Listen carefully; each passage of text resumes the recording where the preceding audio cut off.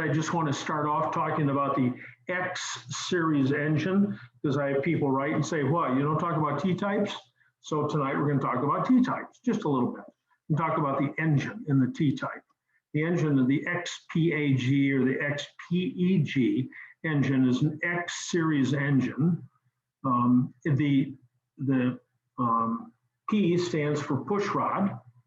The A or the E in the nomenclature stands for the displacement.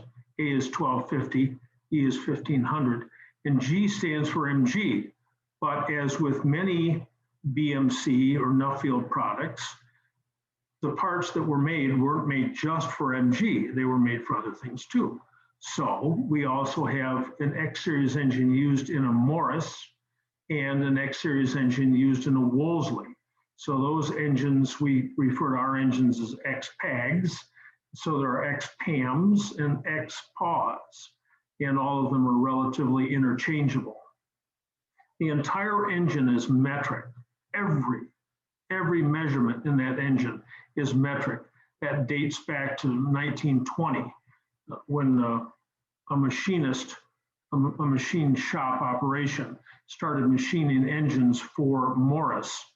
They were a French company, Hotchkiss, and they only, their machinery did metric. It didn't do fractional.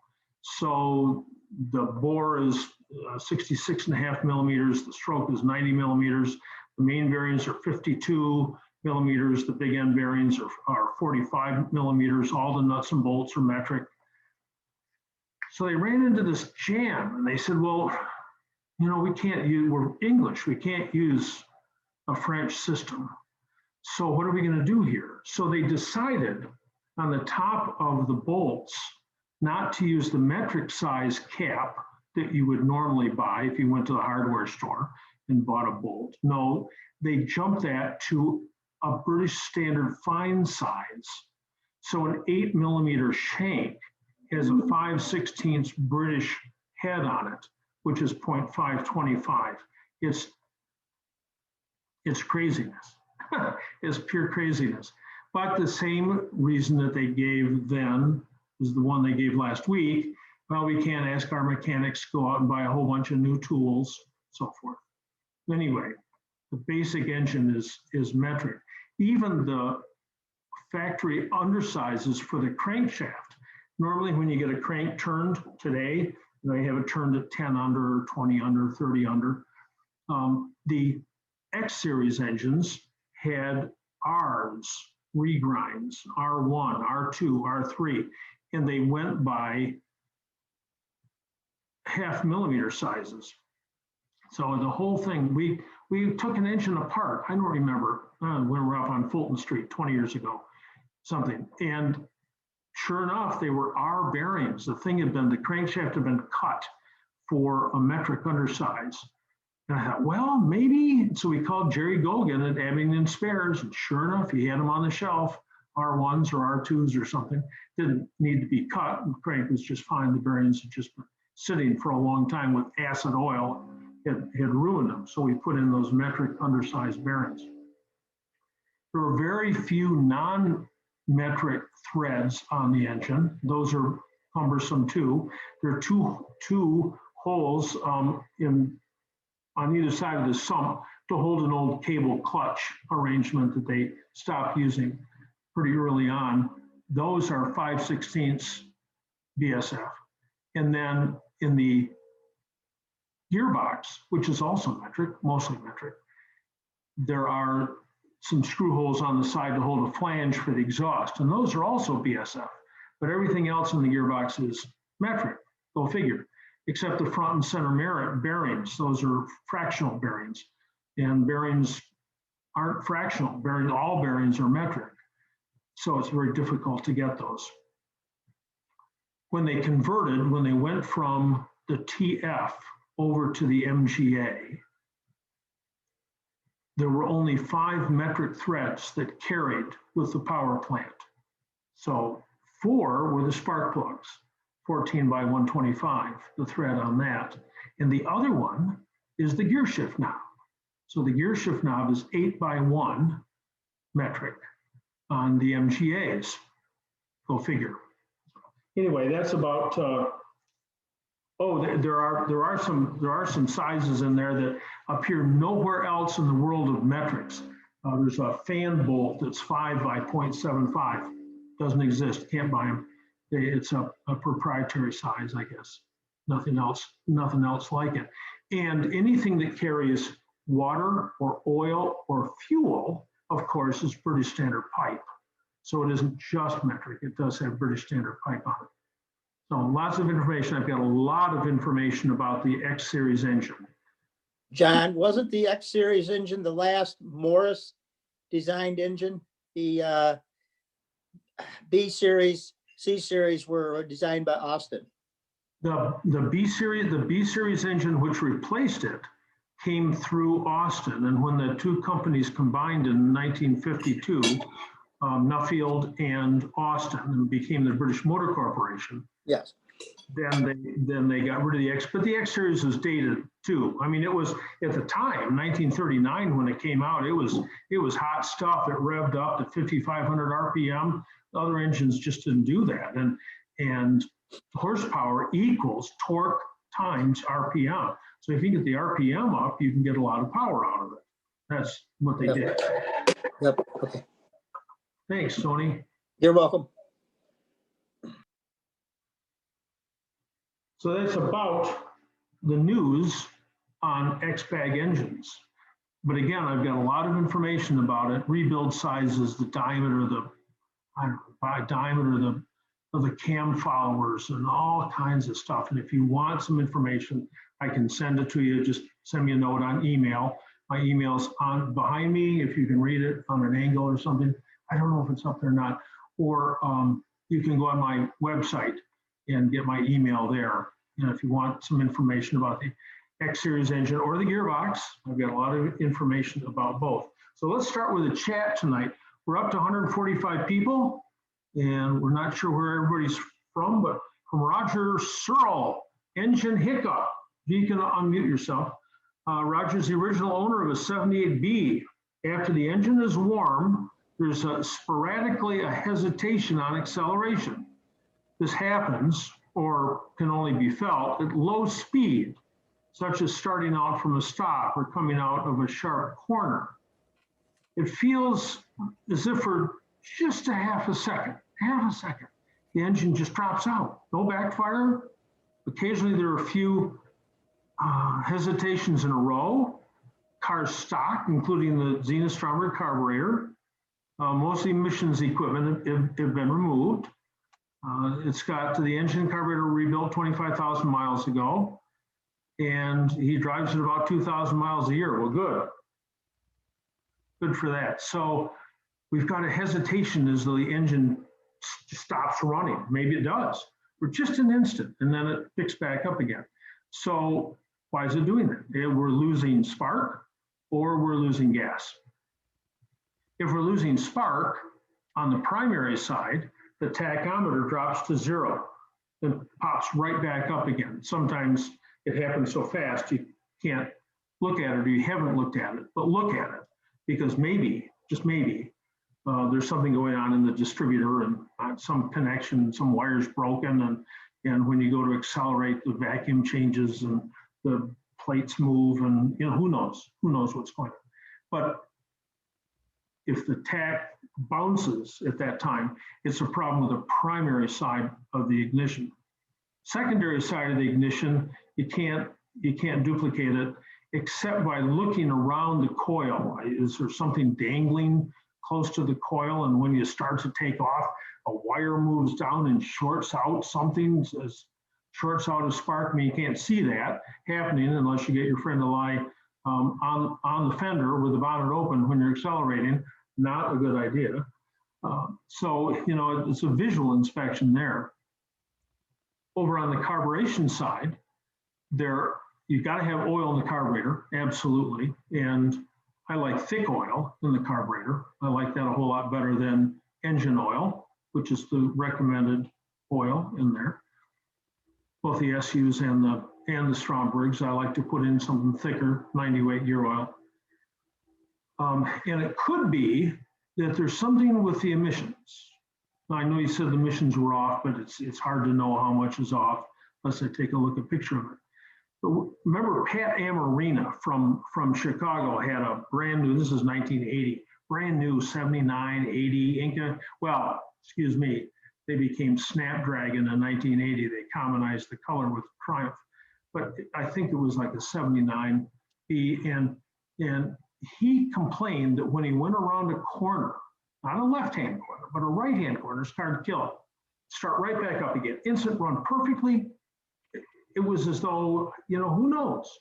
So I took the tube that went from the charcoal canister down underneath the coil and up around the radiator diaphragm, pursed my lips around it and blew really hard, and out came a slug of, I don't know, gasoline, water, some kind of fluid. And the stuff was sitting in this tube at a low spot, and just at the right time, it would block off the airflow through the charcoal canister, and that in turn put a vacuum on the gasoline in the float bowl, and the car starved for gasoline for just an instant, and then it would start right back up again. So it's spark or it's fuel, it's not the engine. Spark is easier to find out first as you're taking a look at it, but also, you know, look at the emissions, and if you send me a picture of your car and how it's hooked up, maybe I can make a suggestion on, I don't know, a hose that's lying too low, or I don't know. There's always strange stuff, but it's probably something simple. It's just trying to find it. So don't buy a new carburetor, don't buy a new distributor. Let's find out what the problem is first and do the background. Are you on? Can you unmute yourself, Roger? Well, anyway, if you can, come back into us just a little bit later. And Van Hu says the password is case sensitive. Absolutely, twist.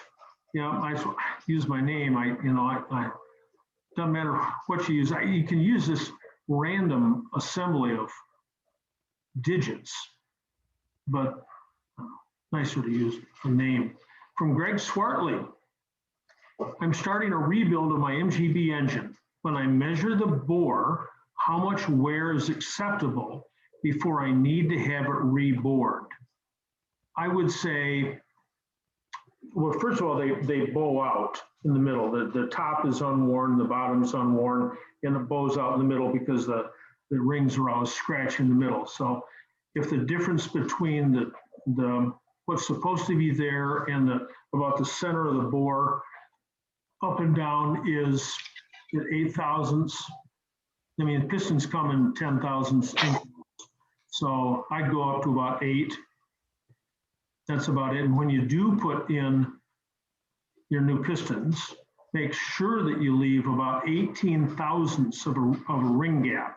That's not what the workshop manual calls for. But modern gasoline is hotter and this stuff expands more.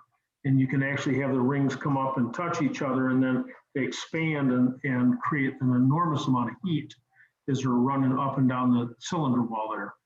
When you measure that 18 thousandths, you want to do that at the smallest part of the bore? If it's bowed in the middle? Yeah, well, usually what you do is you put the ring in and then push the piston down. It's hard to judge here, but push the piston down about 1 inch, you know, just into the wearing section, yes. But the unworn section is only the top 1/4 inch, that part of the bore that lies above the top ring when the piston is all the way at the top. So if you push it 1 inch down, you're into the wearing part, yes.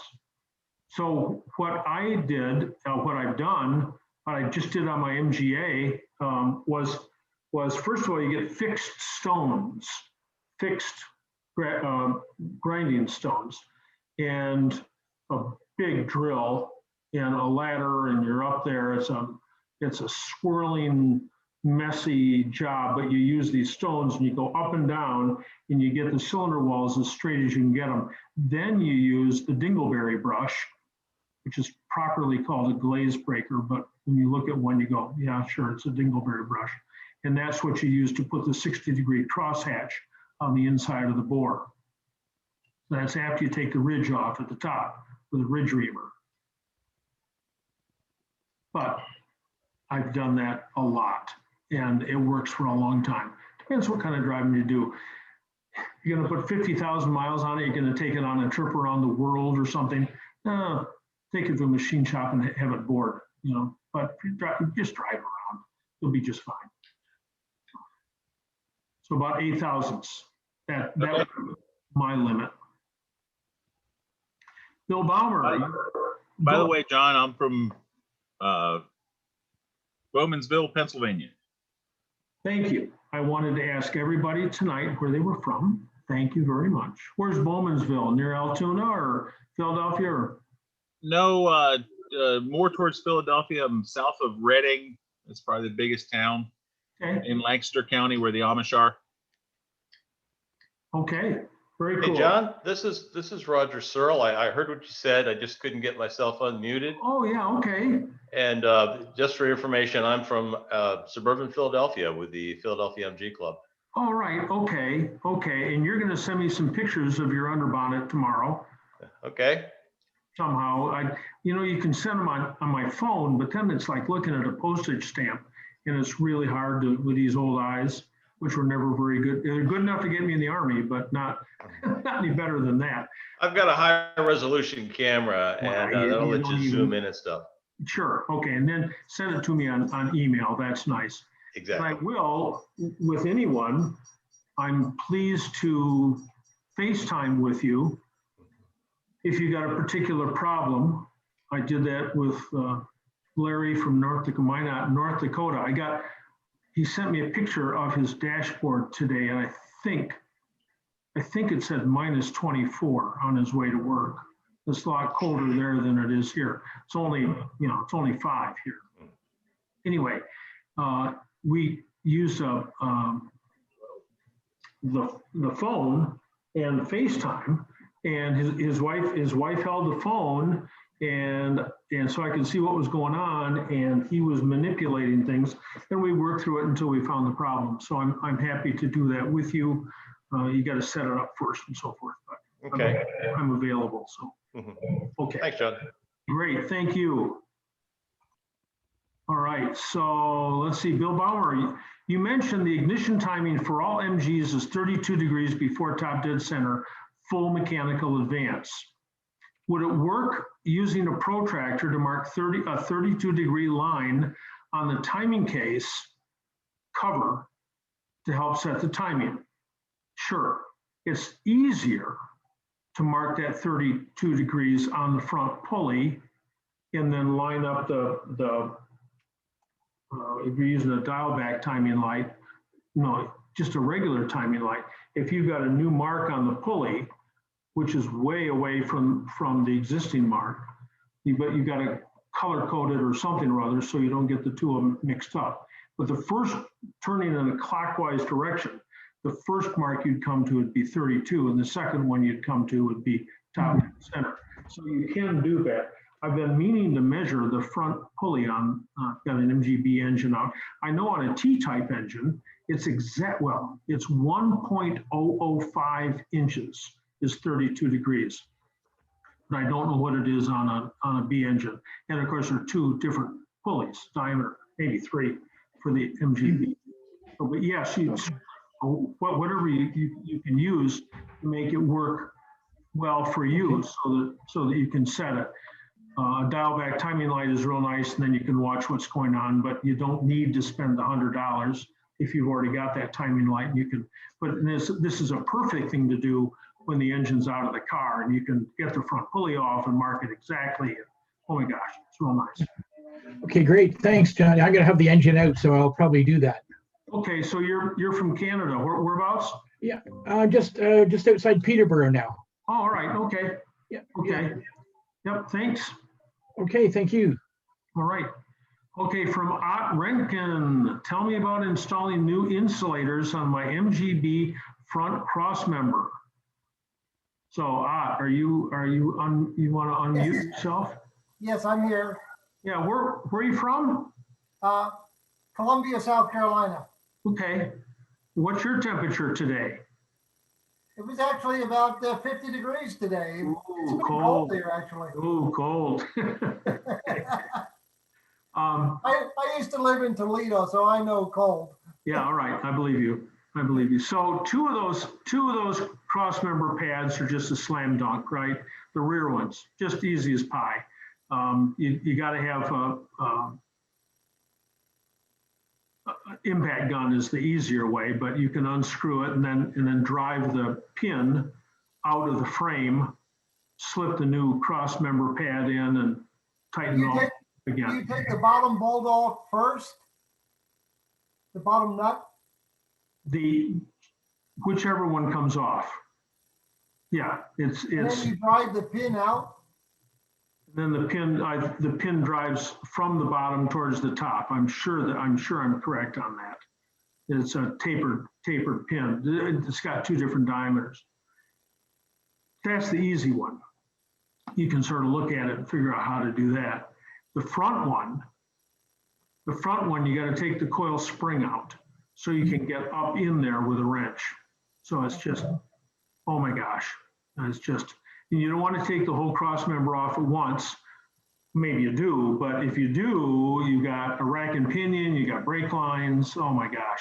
So you can do these one side at a time, and the cross member will move just a little bit when you take it out, but then you can get those new pads in and bring them back up. This is also the time that you can put in the, well, let's make it sound British, the anti-caster shims. Right now, the kingpins are inclined. It's hard to see this, but you know, you've got the three, stand up, you got the three functions in the front end. You got toe in, you got camber for the wheels, and you got caster. And the caster on the MGB is very slight, but it's designed for bias by tires. So if you get rid of the caster, it's easier to steer. Now, you don't get something for nothing. When you take your hand off the wheel, it'll wander a little more easily. The reason that those motorcycles with the front wheel, like Easy Rider, 2 miles out in front of the driver, he can let go of those handlebars. He just stays straight because the caster's so great. But if you get rid of the caster, then steering is easier. So this is an option. Now, those caster shims are frightfully expensive. They're just a little thicker, that's all. You sort of do it by hand if you knew what size they were. Where do they go? On the rear bolts? Like this now, so no, under the fronts. They'd have to go under the front to get rid of the caster. Okay. But Moss has got those for sale. But it's a real project. You got to get that coil spring out. So that's the bugger. Yeah, I've had it apart already. I've replaced the bushings Okay. and the control arms. Then you've already been there. You know it'll come apart easily. And this is why you always reassemble everything with grease, so it comes apart this time real easily. And does it mess up do you have to adjust anything on the power steering, rack and pinion when you do that? Well, theoretically, yes. The steering's now going to be in a different place, especially if you put those caster shims in. Absolutely. Then you got to re-shim the rack and pinion. But if you're just putting them in, it'll just replacing those old black rubber ones with like the new red ones or something rather. It'll be all right, I'm sure. Thank you. Okey doke. All right, thank you. I'm gonna mute everybody again, just so that everybody's muted and we're done. And we're going on to Avil J01's iPad with a 1972 MGB. I drained the old gas from my tank. After installing a new pump, I replaced with pure gas, a couple of gallons, but the car won't start. I see the filter looks like it needs replacing because it's clear and looks cloudy. There was no gas in the line of the filter when disconnected. I'm gonna replace the filter tomorrow. I also cleaned out the carburetors. What should I do next? So you've got to be able to pump 1 pint per minute. So take the fuel line off the front HIF carburetor, put it into a can or a bottle, turn on the key, tick, SU fuel pump, I can only assume, tick, tick, tick, tick, tick, tick, tick, tick, tick. You should pump 1 pint per minute. It should be clear gasoline and there should be no air in it. If you're not pumping any gasoline, but the pump is ticking, tick, tick, tick, tick, tick, it's because there's a leak on the inlet side of the pump. The fitting up to the gas tank, the fitting, the line that goes from the gas tank to the fuel pump, the pump would rather pump air than fuel. So if it's going tick, tick, tick, tick, tick, and you're not moving any fuel, it's a leak in the inlet line, or it's a leak in the outlet line, but help me out, you're gonna see that within a minute, a huge puddle of gas underneath the car. So it's probably a leak on the inlet side. If the fuel pump's not working at all, then it might be that it hasn't got a good ground. It might be that it hasn't got a good power. I always add an extra ground. That just helps in the long run, helps the pump work. And there's nothing quite like a fist against the pump to get it going. Of course, you know that means that it's going to kill again in inopportune time. You can take the pump off and clean the points, adjust it, put it back together. So are you on, Mr. Adel? Yeah. Oh, here we go. All right. Okay. So did I cover that stuff or? Yeah, that's good. I'll get under there. At first, I'll check the flow. Like you said, I'll get a glass container and see if there's air or gas coming out. And but I'm going to put a new filter on. I took this old one off, and I'll get one from Napa. They've got one.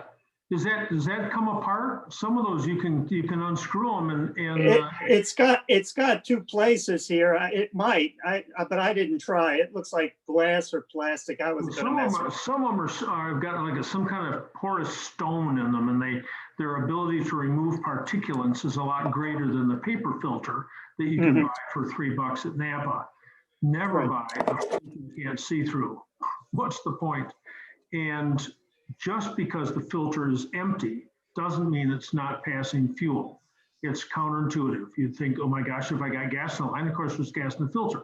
But you can have, if the filter's at the top of the line, gasoline's still going through the system, but you got that big bubble up there. And to you, it looks like there's just air, but in fact, gasoline is passing. So you can purge it by taking your fuel outlet line that goes into your fuel line that goes into the carburetor and lifting it above the filter and then turning it on. And necessarily then the gasoline will purge the air out of the filter. So there's lots of things you can do. Okay, thank you, John. Okey doke. Where are you from? Sunny Orlando, Florida. Okay, all right. Where it must be what, 75 today? The 70s. It finally warmed up. We were cold here for the last couple of weeks, but it's okay. All right. Hey, great. Well, hey, thanks for being on tonight. John? Yes. Can you hear me? I have a question. Whenever I go out to get in my MGB and it's set for a long time, you turn the key on and you hear the pump pumping, and it just keeps pumping for a while, and then it starts slowing down, and then it stops finally, and the car will start. Is that just evaporation?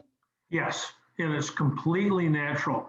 It's evaporation and leaking the car. What year and model do you have, Gary? 66 MGB. Okay, so there shouldn't be too much evaporation, but you know, I don't know, gasoline goes someplace. So right when you turn it on, of course, the fuel pump starts ticking because it starts moving fuel, but then after what, 20 clicks, it usually goes tick, tick, tick, tick, tick, tick, tick, tick, tick. And then it'll tick every 20 seconds after that because the valves inside the pump are not perfect valves and they leak.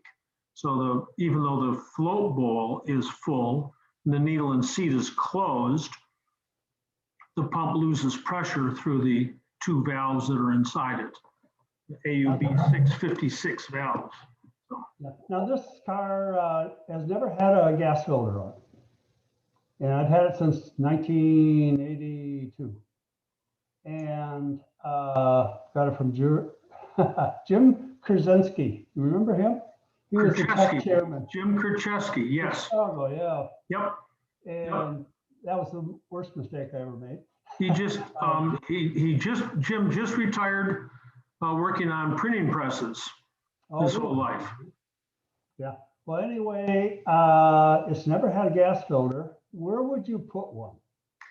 Right now, there's a really tight 90-degree corner that's made with originally a braided fuel line that comes from the steel line right in front of the heater box. It takes a sharp 90 and goes into a T-fitting just at the rear of the rear carburetor. If you cut that line, that's where the filter should be, but there just isn't enough fuel line there to cut and put a filter in. So instead of going around a corner, if I can do this, instead instead of going around this corner, you loop it the other way. I don't know if you can see what I'm doing. It's hard, but make the fuel line a lot longer, and just let the fuel filter lie up by where the pedestal is for the throttle, next to the brake master cylinder. Okay, But inside the engine compartment then. Yep, up there. Sure. It just makes more sense to have a filter in it. Now, they didn't originally, but geez, every year the tank's got a little more rust in it and everything's got a little more rust in it. And all you need is some rust underneath the needle and seats and the float bowls, and they start to dump fuel. All you have to do is get out of the car and hit it with I don't have a screwdriver with me, but hit the top of the float bowl, jar the junk loose and it'll quit leaking now, and then it'll leak again. So it makes a lot more sense to put a filter in there. It's not original. So you're going to go to the show and someone's going to say, well, there was no filter there originally. Say, yeah, but I like to drive my car without it leaking. Well, this car's got a Corvette color on it anyway. So. Okay. All right. Thank you. Okay, thanks a lot, Gary. Let's see. We are going to Walter Eaton. Hey, here we go. It's a T-type question. Thank you. Walter, unmute yourself. Tell us where you're from. I'm from Wilbraham, Massachusetts. All right. Okay. So my 54 TF engine is leaking. They all leak. Yep. They all leak. From the head, after I put a new gasket in it, what could be the cause? What's leaking? What's leaking between So after replacing, some of the rocker arms and the head gasket, filled it with oil again, and it just went all over the floor. So is this leaking between the valve cover and the head, or between the head and the block? The head and the block. There isn't any oil there. It's hard to imagine how it could come out there. You had the cylinder head off? Yeah. Well, when you have the cylinder head off, the whole side plate comes off. I mean, that whole plate comes off the side, that big, huge, thick quart gasket that goes along the side. And when you put oil into the engine, it runs down the push rod tubes and collects on top of the cam followers, and it can leak out of that side panel, which is immediately behind the distributor there. It's not uncommon at all to have a leak up at the cylinder head. So the first thing to do is to figure out, at the valve cover gasket, first thing to do is make absolutely sure where it's coming from. And if you go to Napa, you can buy some dye that's sold under a ball camp. That's one of their internal trade names, BALKAMP, ball camp. It's a ball camp dye. I don't have the part number off the top of my head. Put that in the engine, start up the engine, run it for 10 minutes, drive it, and then look at it with a black light. You need a black light. And oh my gosh, wherever it's leaking, it will appear to be like an electric banana. It just fluoresces and it's like, oh, that's where it's leaking. And once you do that, then it'll be clear. But it just offhand, it can't be leaking between the head and the block, because the only thing between those two large chunks of engine is the head gasket, and water passes through there. The oil travels on an outside line from the block up to the head. So I haven't answered your question, but I've told you a way to put some dye in it and look for the problem. All right, thank you. Okay, good luck. And you know, get jammed up, call me. You know, I'm happy to help you out. All right, cool. And I'm sorry, I asked you before, where are you? Wilbraham, Massachusetts, about 80 miles from New York and 80 miles from Boston. So like right in the middle. Okay, very cool. Thank you. Thanks for weighing in tonight, coming in, asking a question. So from the Spiller family, it says, would like to share with everyone a neat tool for working under the dash of MGs for tight spots. Okay, well, anyway, Mr. Spillers, if you're available and you have this tool, you can show it to us. Okay. Am I on? You are on. You Okay. can show us a mirror or what? This is a boroscope that you Oh. can get online. It sells for about $40. You have to have an iPhone. You hook it to an iPhone. You pair it to an iPhone. It has an internal light built into it. You can adjust the intensity of it. Let me get it. I can see it here. And you just maneuver this thing around under the dash, set your cell phone on top of the dashboard, and you've got a real high resolution picture. It illuminates very well. And it sells for about $40. I thought someone might find that useful for any tight spot under dashboards, etc. And I've used it for all kinds of things, and it's a very handy tool to have. And you're not working in a mirror. That's the problem with a mirror. Is when you pull the mirror out and you put your fingers out and turn your fingers, they're moving backwards in the mirror. So this is a positive view. That's really cool. $40 or at Harbor Freight or something like that, or on Amazon. I bought this one online at Amazon. They make a whole bunch of them. Some of them sell for $20, but this one I paid $40 for. It's the brand name is as such here, Depth. Okay. But very useful tool. And I do have two quick questions I'd like to ask. Yes, sir. What year and model do you have? 1980 MGB. Okay. Recently purchased it. And one of the things that I'm a little puzzled by, it has what I'm sure is an oil pressure switch, where the flex line turns to hard line on the passenger side firewall. It has a slate or gray wire with a yellow stripe. I'm assuming it's the low oil pressure warning light. But on the dashboard, I can't find any lights that would correspond to this switch and wire. How much of the emission control stuff is still on your cars? Has it still got both of the charcoal canisters and the anti-run-on valve? Nope, it's all been removed. Okay, well then that switch has no function anymore. Originally, it was fitted from 1973 through 1980. It controls the anti-run-on valve. Okay.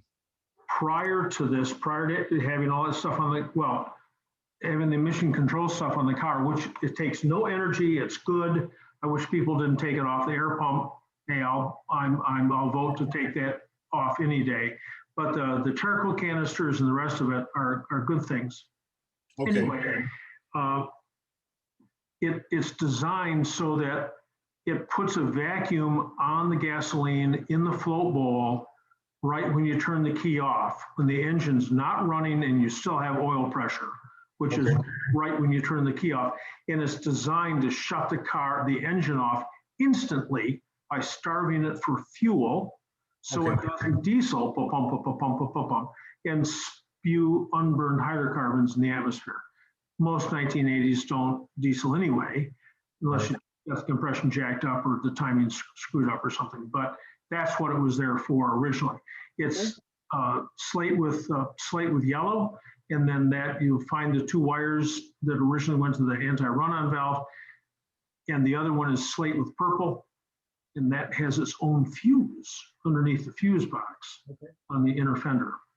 Well, thank you for that. I have one more quick question. Where's a good place to get spare keys for this MGB?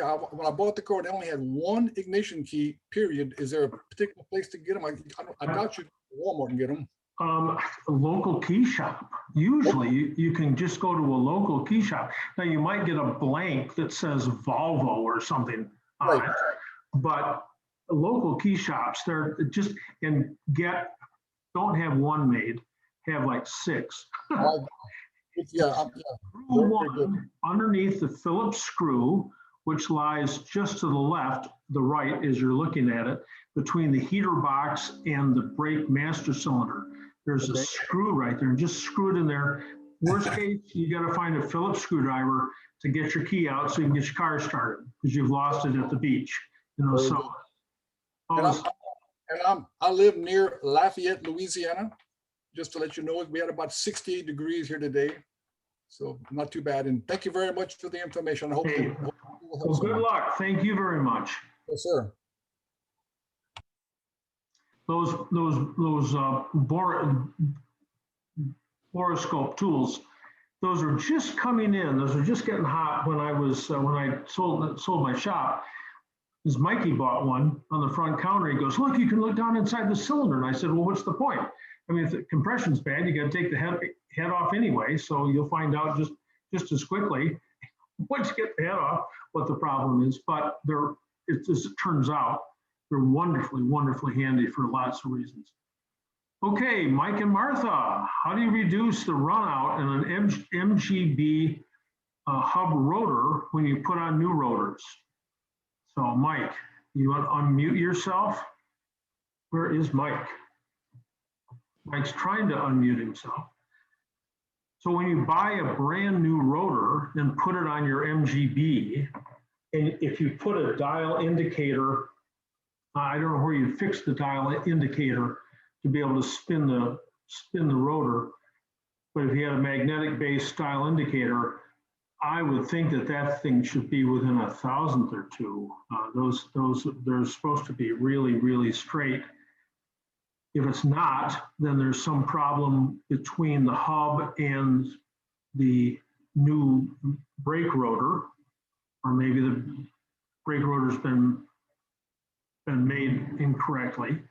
If you want to get it skimmed, you can skim a little tiny bit off there. You can take the hub and the new brake rotor to your local machine shop and have them put it on a brake lathe and true it. Shouldn't have to do that, but that would be one way to take care of it. Unless you're talking about the end float, which is altogether different. But Mike Baldwin, if you're trying to unmute yourself, you're not yet successful.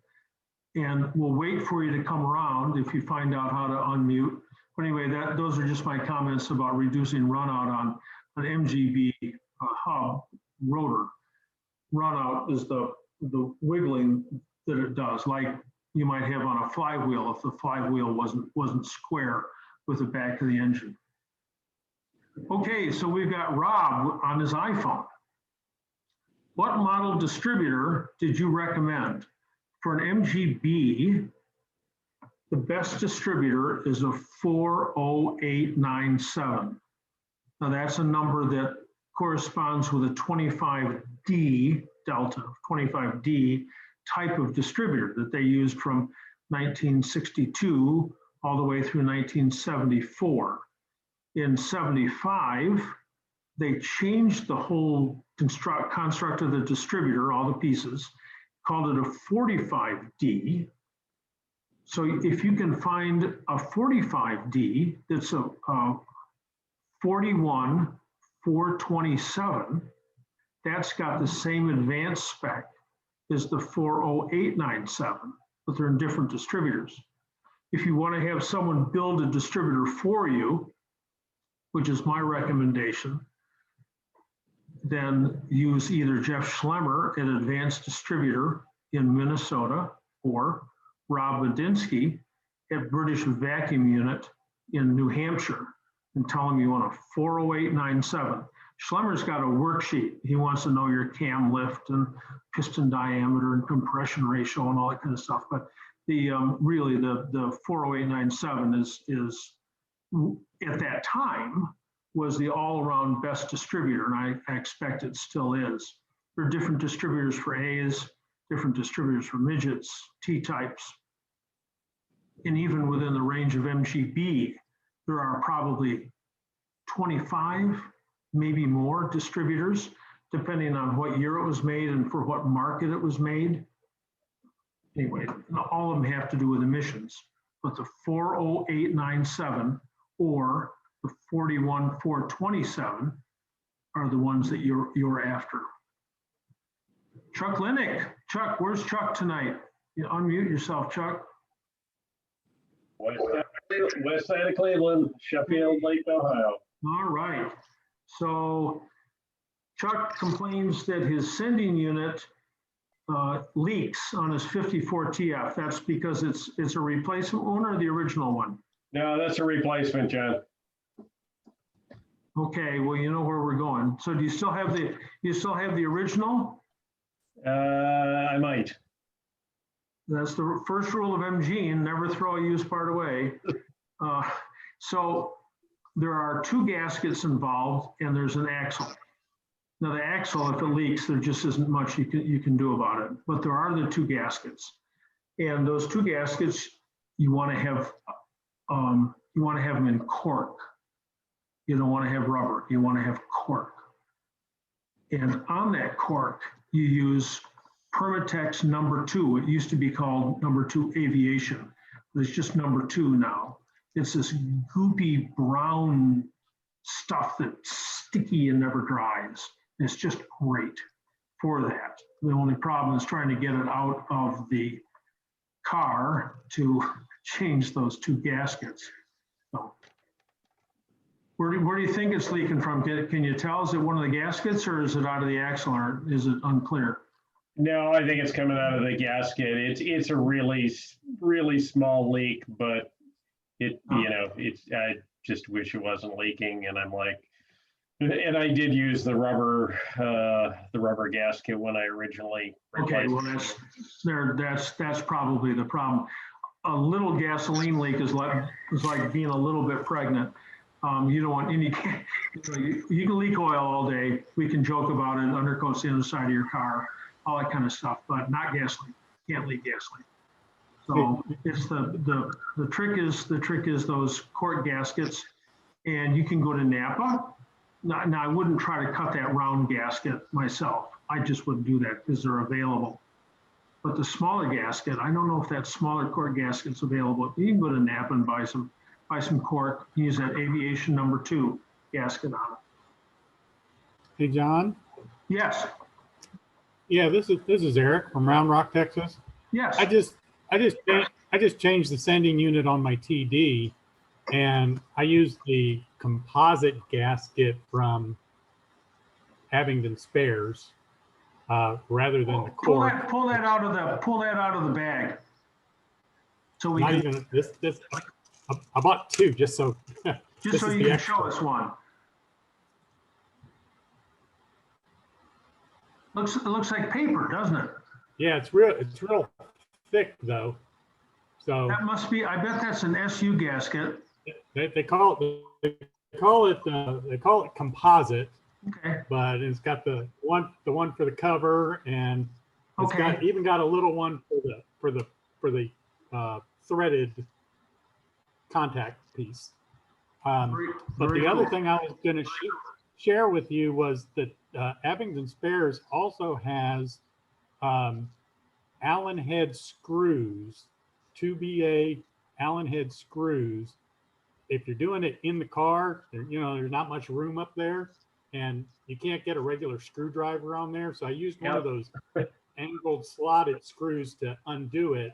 But I went back in with the Allen head screws, and much easier to deal with because you just put the Allen wrench in there and turn it. Those are a lot smaller than 2BA, but yes, I don't know. That's what they advertised them at. Okay, well then I'm okay. They fit, no problem, and they're expensive. It's $20 for the six screws and little washers, but as opposed to doing it again. Yeah, and so I did that, and I used the Permatex 85420, which is another one that's fuel resistant, and it's blue, and it doesn't dry. It stays Okay, stays goopy. And I did it a few weeks ago and it hasn't No, leaked, so I no leaks. don't know how long it'll last, but hopefully. well, usually, So just FYI. usually if there's a problem, it shows up like instantly. Yeah. So I'm anxious to use fuel in the tank to see if the light comes on now, because it never used to work. But I checked it when I was putting fuel in. I put some fuel in and turned the key on and the light was on, and I put some more and the light was on, and I put some more and the light was off. So Then that's the test. now I got to drive it to. Yeah. So Yeah. hopefully it'll come off driving. So That's the test. And of course, the tank grounds through the fuel line. Because the tank is all isolated otherwise. That's where it gets its ground for that green and black wire that goes back there to carry the electricity back to the sending unit. I had read that, and I had read on one of the forums that if you have a fuel filter in, your light may not work because it grounds through the copper line. Now, my car has a fuel filter back there by the tank that was put on by the previous owner. I've had the car 10 years, so I change it religiously, but I thought it might not work, but it must be grounding somewhere. So because the light does work. After the first time that I saw a fuel filter between the tank and the pump, first time I had to change one, I realized the folly. So next time, just put a piece of fuel line in there, move the fuel line up front, unless you've got a trick for doing that, because you can't, you go to change that filter and the gasoline runs down your arm and right into your armpit. And that is the second most sensitive part of your body. When you get gasoline on it, I can attest to that. And it really hurts. So I never quite saw the point in having a fuel filter down underneath there, where you struggle with it so much. Put it up on top. So then you say, well, I can't go to a show with a filter in my fuel line, between my fuel pump, and that's not original. So you got two lines. You got one for driving to the show, and then you change the line, then you put it back in the back. Anyway, so there's lots of ways to get around that. Thank you for that note, though, from Abington Spares. The guys who picked that up, have picked up Abington Spares, now sell MGB parts and MGA parts. Barney, are they selling MGA parts, Abington Spares? Barney? Me, that's T-Type stuff. I'm an MGA guy. Yeah, I know, but they used to be T-Type. They used to be, but they're selling MGB stuff now. I just wondered if you knew if they're selling A stuff. Yeah, they got bought out by somebody else recently. I can't remember who right now, but I've been there to visit them once. Yeah. They're selling parts for all kinds of things now. Okay. So anyway, that's a good lead. Eric, thank you very, very kindly. And Chuck, you just need to lie underneath your car for half a day and with that 90-degree screwdriver and those 2BA, 2BA is the same as 1032, which makes me think that that's not the size of it. But anyway, it's the same as 1032, so maybe you can get 1032 socket screws, but why not just send the $20 to them and thank them for sourcing all this stuff and putting it into a nice package. I might be remembering incorrectly, though. Agree. Thank you. Thanks. Good tip, Eric. Okay, guys, it's great. Thank you very much. So we've got 162 people online. It is 8 o'clock. I've been talking all this time, but I have to make these pitches every now and then. If you go to my website, there's a PayPal button. And if you press that PayPal button, send me $1, send me $1,000. Anything helps. It's very, very kind to, no one's ever sent me $1,000. Anyway, it's very kind to receive your donations. Thank you very much. All right, Kurt Johnson. John, just like you, you just said that you like using heavyweight oil in the SU cars. I've always been told sump oil or 30 weight oil. Can you give me the reason for using a heavier weight oil? Yes, I can. You want, are you, can you unmute yourself, Kurt? Yeah. Okay, so right at the point of acceleration, you have to enrich the mixture. Every other carburetor in the world has an accelerator pump, squirts raw gasoline down the throat. SUs don't do that, but we still have to have that rich mixture. So the way the SU is able to enrich in the mixture at the point of acceleration is to slow the lift of the air piston. If the air piston pops up as quickly as it would normally, you'd have a real lean mixture. So by restricting the upward movement of that air piston, the vacuum at the venturi is a lot greater and more gasoline is drawn out of the jet mixed with the air.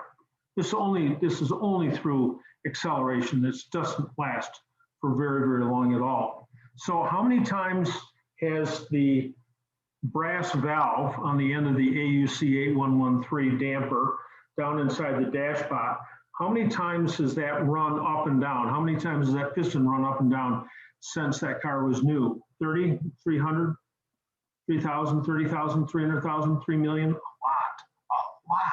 And every time it moves up and down, it abrates the steel on the inside of the dashpot just a little tiny bit. Why wouldn't it abrade the brass? Brass is softer because the brass gets dirt caught in it and the dirt abrates the metal. Same reason you get a horrible groove on the back of an MGB crankshaft after a long time. So to make it work as well or better than it was originally, you put in thicker oil so that the movement of the air piston is more restricted, or at least as restricted as much as it was, to account for the wear that's occurred in there.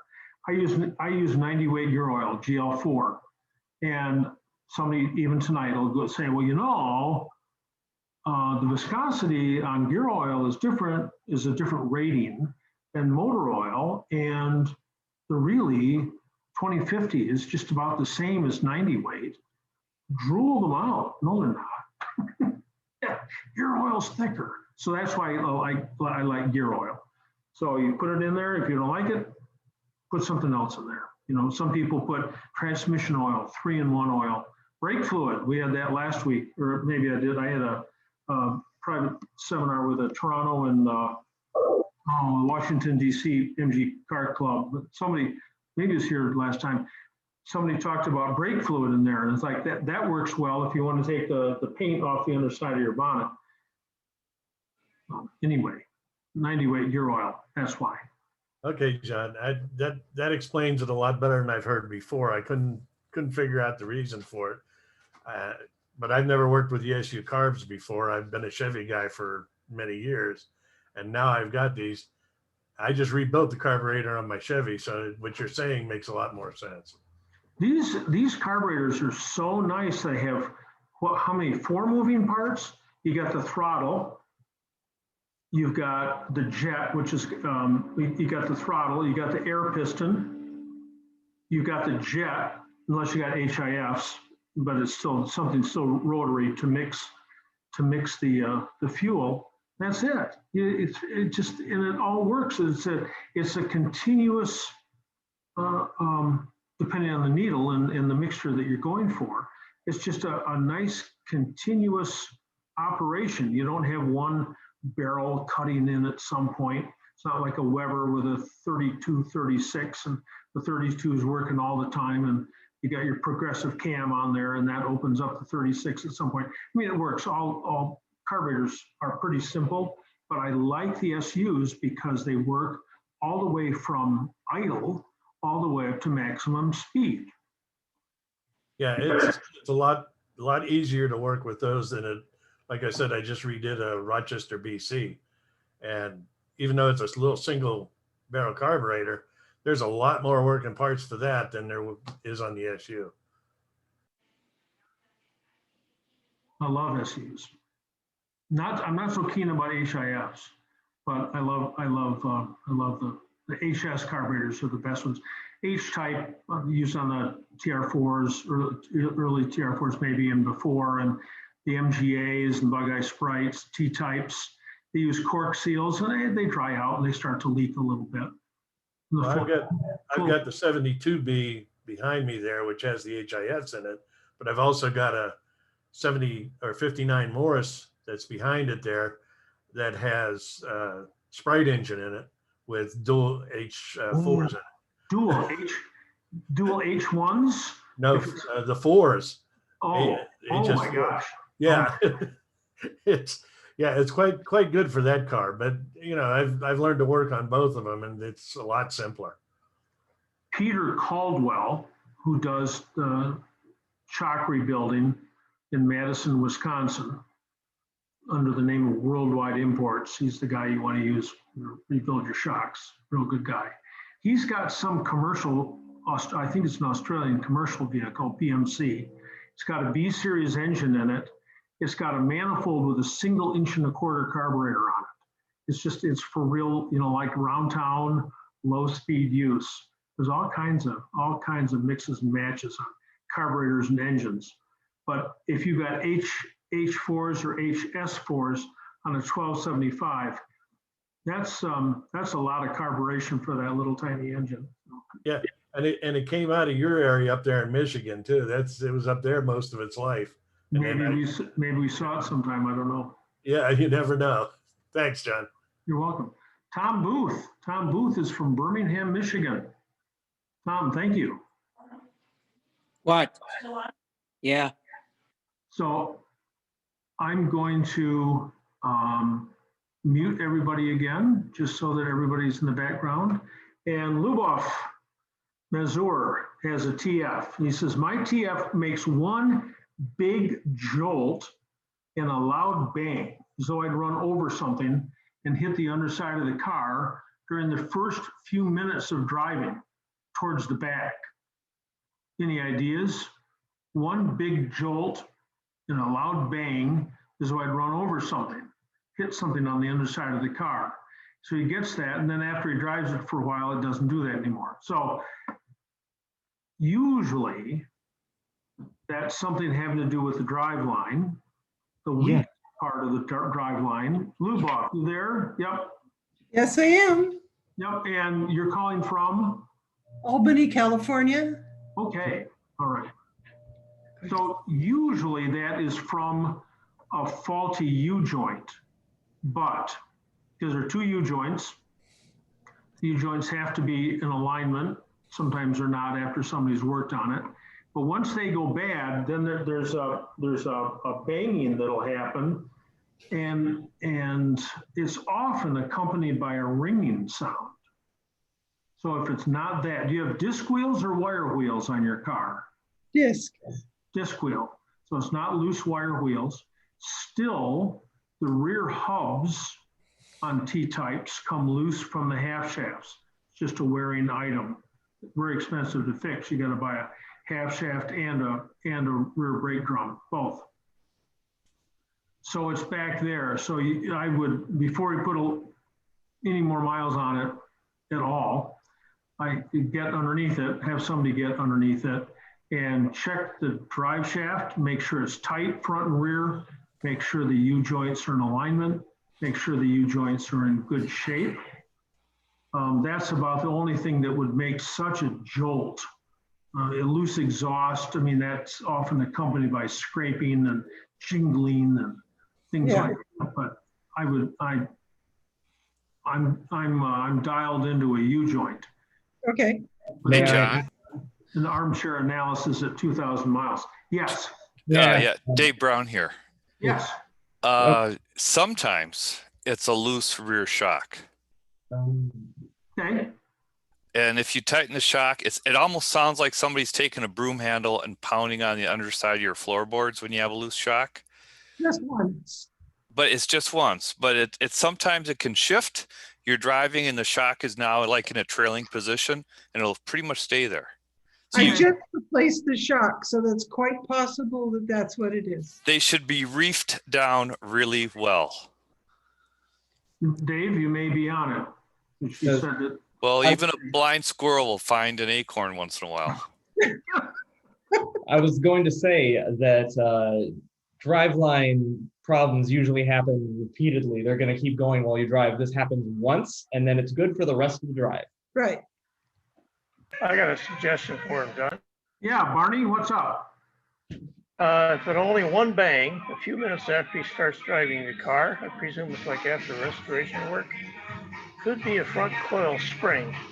Maybe he's just mistaken about where the bang came from. Well, okay, so what Barney's saying is that if you had the front coil springs changed in your car and they're reassembled, front suspension work, sometimes the coil spring doesn't get into its seat.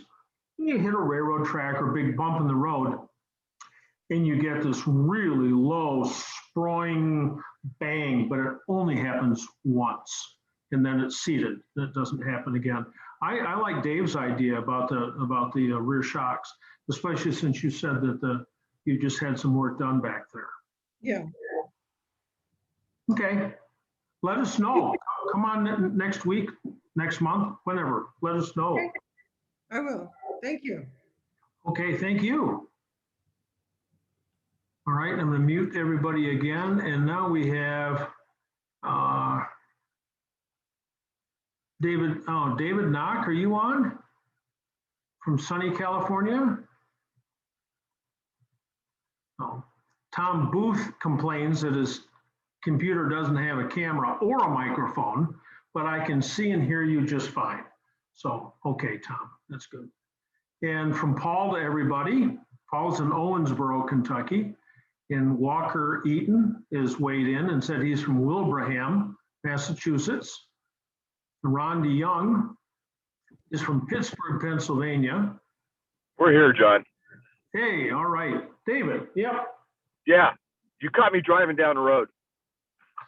I didn't think you could be on your cell phone in California. I thought the federales would pull you over. Yeah, it's a guideline. So I got you on the speaker on the car, so.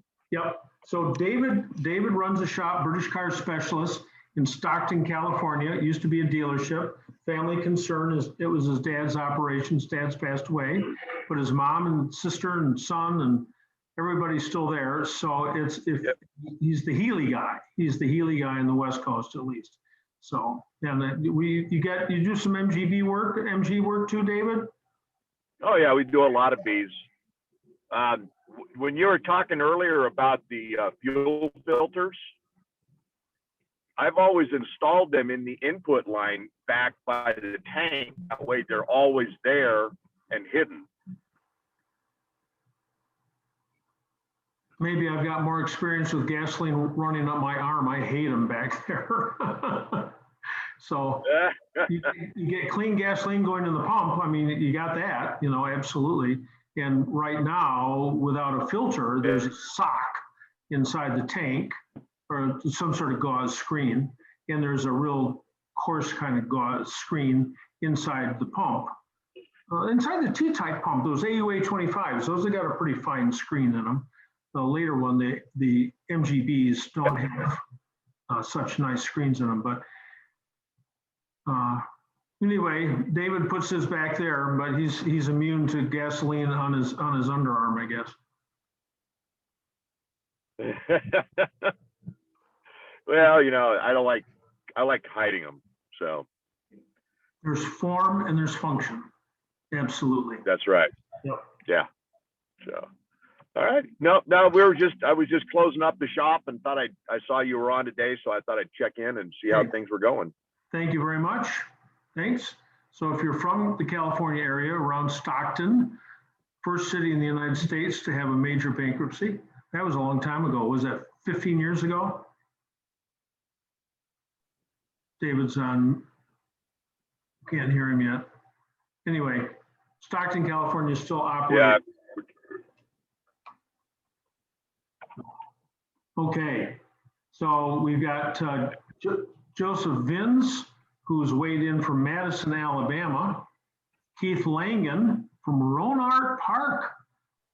That's where we had our MGB meet in 2006, 5.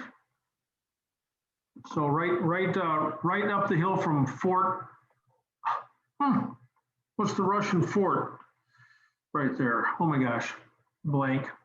So anyway. Fort Ross. Yes, Fort Ross, thank you. Yep. The farthest south that the Ruskies came when they were trying to populate the west coast of America. Walker Eaton, another question. How do I remove the camshaft pulley on an XPAG engine on a 54 TF? How do we get the camshaft pulley off? Well, the cam pulley and the crank pulley necessarily come off at the same time because they are hooked together by a chain, a 3DR60. It's a 3/8 chain, dual chain. And usually a pair of screwdrivers does the task. Not little wimpy screwdrivers, but big, beefy, monster screwdrivers. And you get underneath each side and wiggle, get underneath the crank gear, wiggle, wiggle, wiggle, wiggle. Eventually you can draw it off. And remember when you go to put it back on that you've got to get the cam timing correct. And there are 13 links on one side and 15 links on the other. And the 13 link goes on the same side as the tensioner because tensioner and 13 both begin with T. You got to use these tricks to remember, but anyway, don't get it confused. I've done that before, building an XPAG engine upside down, and you're looking in the workshop manual, and it's got 15 on one side, 13 on the other, and you get it the wrong way. Car won't start, won't run, not at all. David Massey's in Miami today, where it's 84 degrees, and he apologizes. And Bill Weekly's weighed in here because we had an earlier question about the fuel filter, and he said, Bill's weighed in and said that if the gasoline is cloudy, it has water in it, or ethanol or something. So that is absolutely true. When you do that test, you turn on the fuel pump and check it for a pint a minute. You don't have to wait a minute, you'll know real quickly if it's pumping out that kind of quantity. If it's in a glass jar and the jar is clean to start with, you can let it sit for a little bit. There should be no separation of anything in there. Whatever's coming out of that fuel line should remain homogeneous. David Knock has weighed in here, and he always puts puts that fuel pump in the back. But he works on Healy's, and those guys are always excited about originality. And in Healy, help me out, that's in the trunk, excuse me, the boot. So you don't have to go on underneath the car. Trader Light and tracer die. So this is from David. And so I suggested a ball camp die in a black light, but David's weighed in here and said Trader Light and tracer light oil dye. So apparently, like everything else, there's more than just one place that you can buy these things. Eric Van Notes weighed in and said that Triple C, Phil Cook, who is removed, I think, permanently to Arizona someplace. He lives down there. I just saw him on my University Motors, on the MGB, North American MGB Register Facebook page. Jeremy Holdsworth from Toronto has been converting old VHS tapes of the University Motors summer parties and other events and putting them up. So it's fun to look and see what people looked like 20, 30, 40 years ago. I just saw Phil Cook in one of those. So funny that his name should come up here. Triple C. So Phil sells a lot of stuff, socks with MG logos, stuff like that. Key blanks, you can get them from him, absolutely. So Mike Palin, you can unmute yourself, Mike, and we can see what's going on here. Hi. Howdy. Hi, John. Yeah. So you've got The question's about this title. I mean, always the problem with buying an older car. Oh my gosh. So it's you want to know how to get a Pennsylvania title for a T-type with no title. No, I just wonder if anybody else had managed that, because yeah, when it's got no title, because Massachusetts never issued them back in the old days, and so all you have is a bill of sale or something like that. And I have a title for my. I mean, I guess TS. anybody who's in Pennsylvania or Massachusetts. You guys handle that privately. I don't want to be known as the website where we're buying and selling titles. That's like highly illegal. What else? No, I just wondered.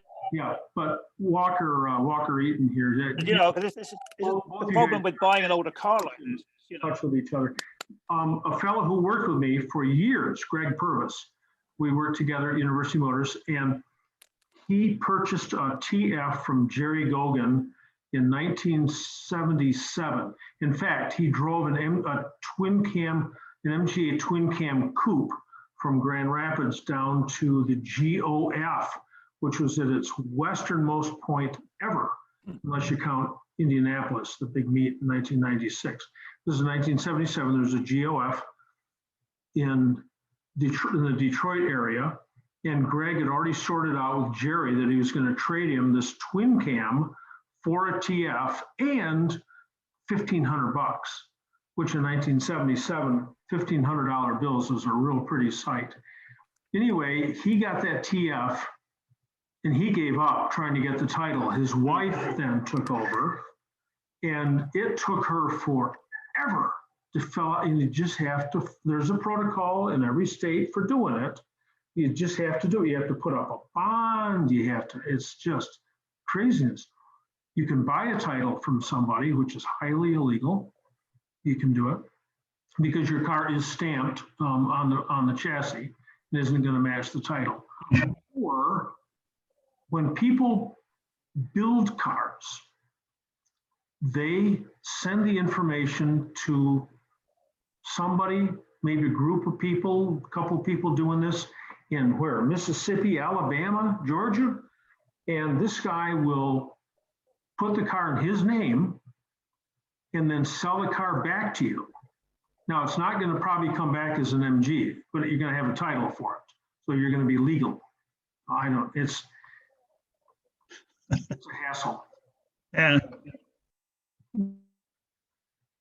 my heart goes out to okay, all right. Just one other thing then, John, thanks. I have an MGB, MGA, and a B actually, but this is the A, and that's the tires I have on it. Okay. All right, I bought them in Florida, and they're the right size as far as I can tell. And they're like $50 each, you know, so Nanking? brand new. Oh, excuse me. The name sounds suspicious, Nanking. You know where they come from, but you know, it depends on what kind of driving you're going to do. You know, $50. Yeah, that's right. Yeah. Geez. Well, not very much. Yeah, that sounds like a deal. Absolutely. So anyway, thank you very much, Mike. Very nice. Good luck on getting that title. I know it can be so frustrating.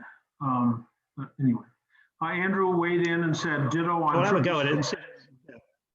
Go ahead, Mike.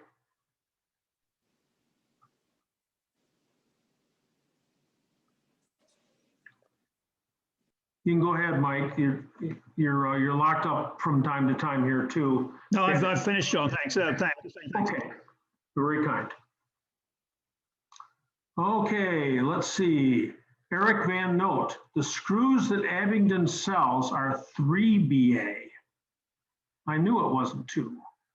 3BA, so those are smaller, and there's nothing at your local hardware store that substitutes for it. It's a thread all by itself. So you have to, where you have to have, and there's also 5BA screws. Those are the ones that hold the cover on. Those are 5BA. So 4BA, you can sort of get close, and 2BA is almost exactly the same screw. Don Bueller, how do you test your water pump on a TD? I've never done any work on the cooling system and was curious if there was a test. Just offhand, and this goes for all MGs, the TC and newer at least, the water pumps never stop pumping water. The bearings go bad, and the fans wobble all over the place. Sounds like you got a bunch of gravel in a tin can. Or maybe they leak. That's real common. They can wobble real badly and not leak. They can leak and not wobble at all, but they never fail to pump. Now that said, I have several examples, of course, but those are not T-types. That would be really, really unusual. So I'm just sure that your T-type is moving the water. Now, is there a lot of silt in the engine? Is there a lot of silt in the bottom of the radiator? How do you get that out? You can use radiator clean out, but every time you use that, you're making the inside diameter of the brass in the radiator a little bit bigger. You can end up popping some leaks. So the real solution is removing stuff from the car and having it professionally de-silted.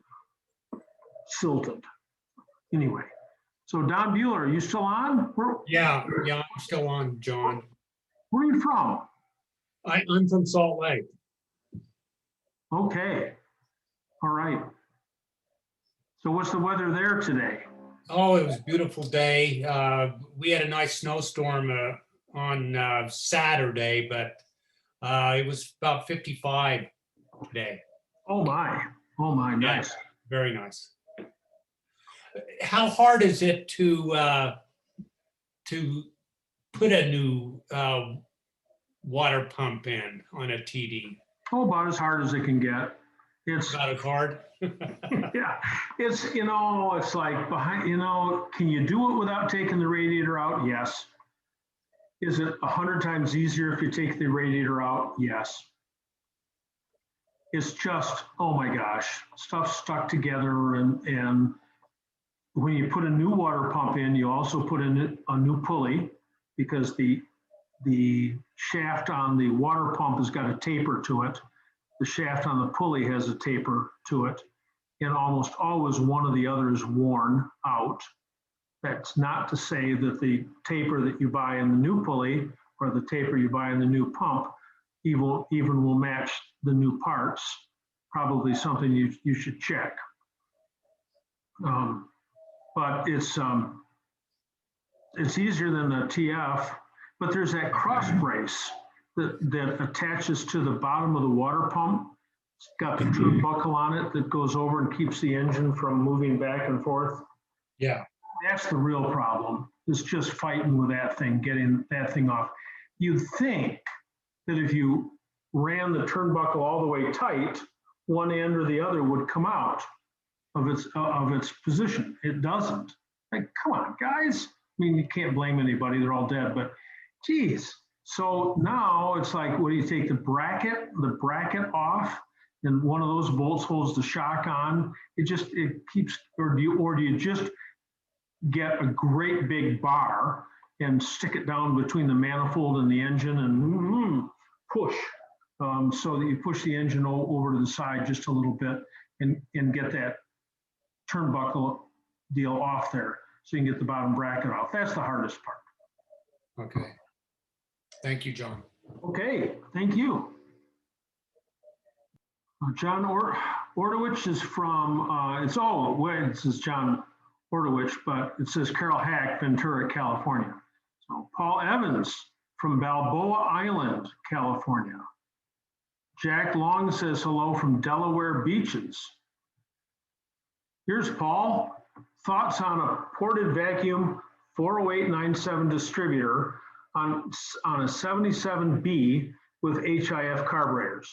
Okay, the problem is getting the hole into the HIF carburetor to get the correct ported vacuum. It happens that Rob Medinsky at British Vacuum Unit in New Hampshire has made up a jig. I was talking to Curto. Curto told me he had it.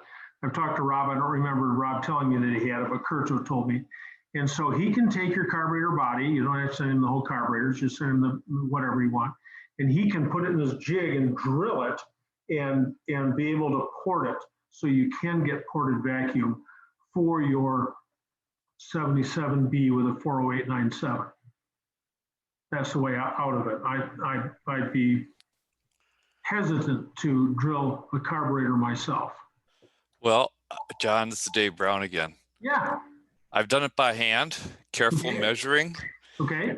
And I drill in with like I check and see the same diameter of one of my spare ports, you know, nibs that are on the HSs. I drill down with the large one first, and then I go in the center of that hole and I drill my little 1/16 of an inch or smaller.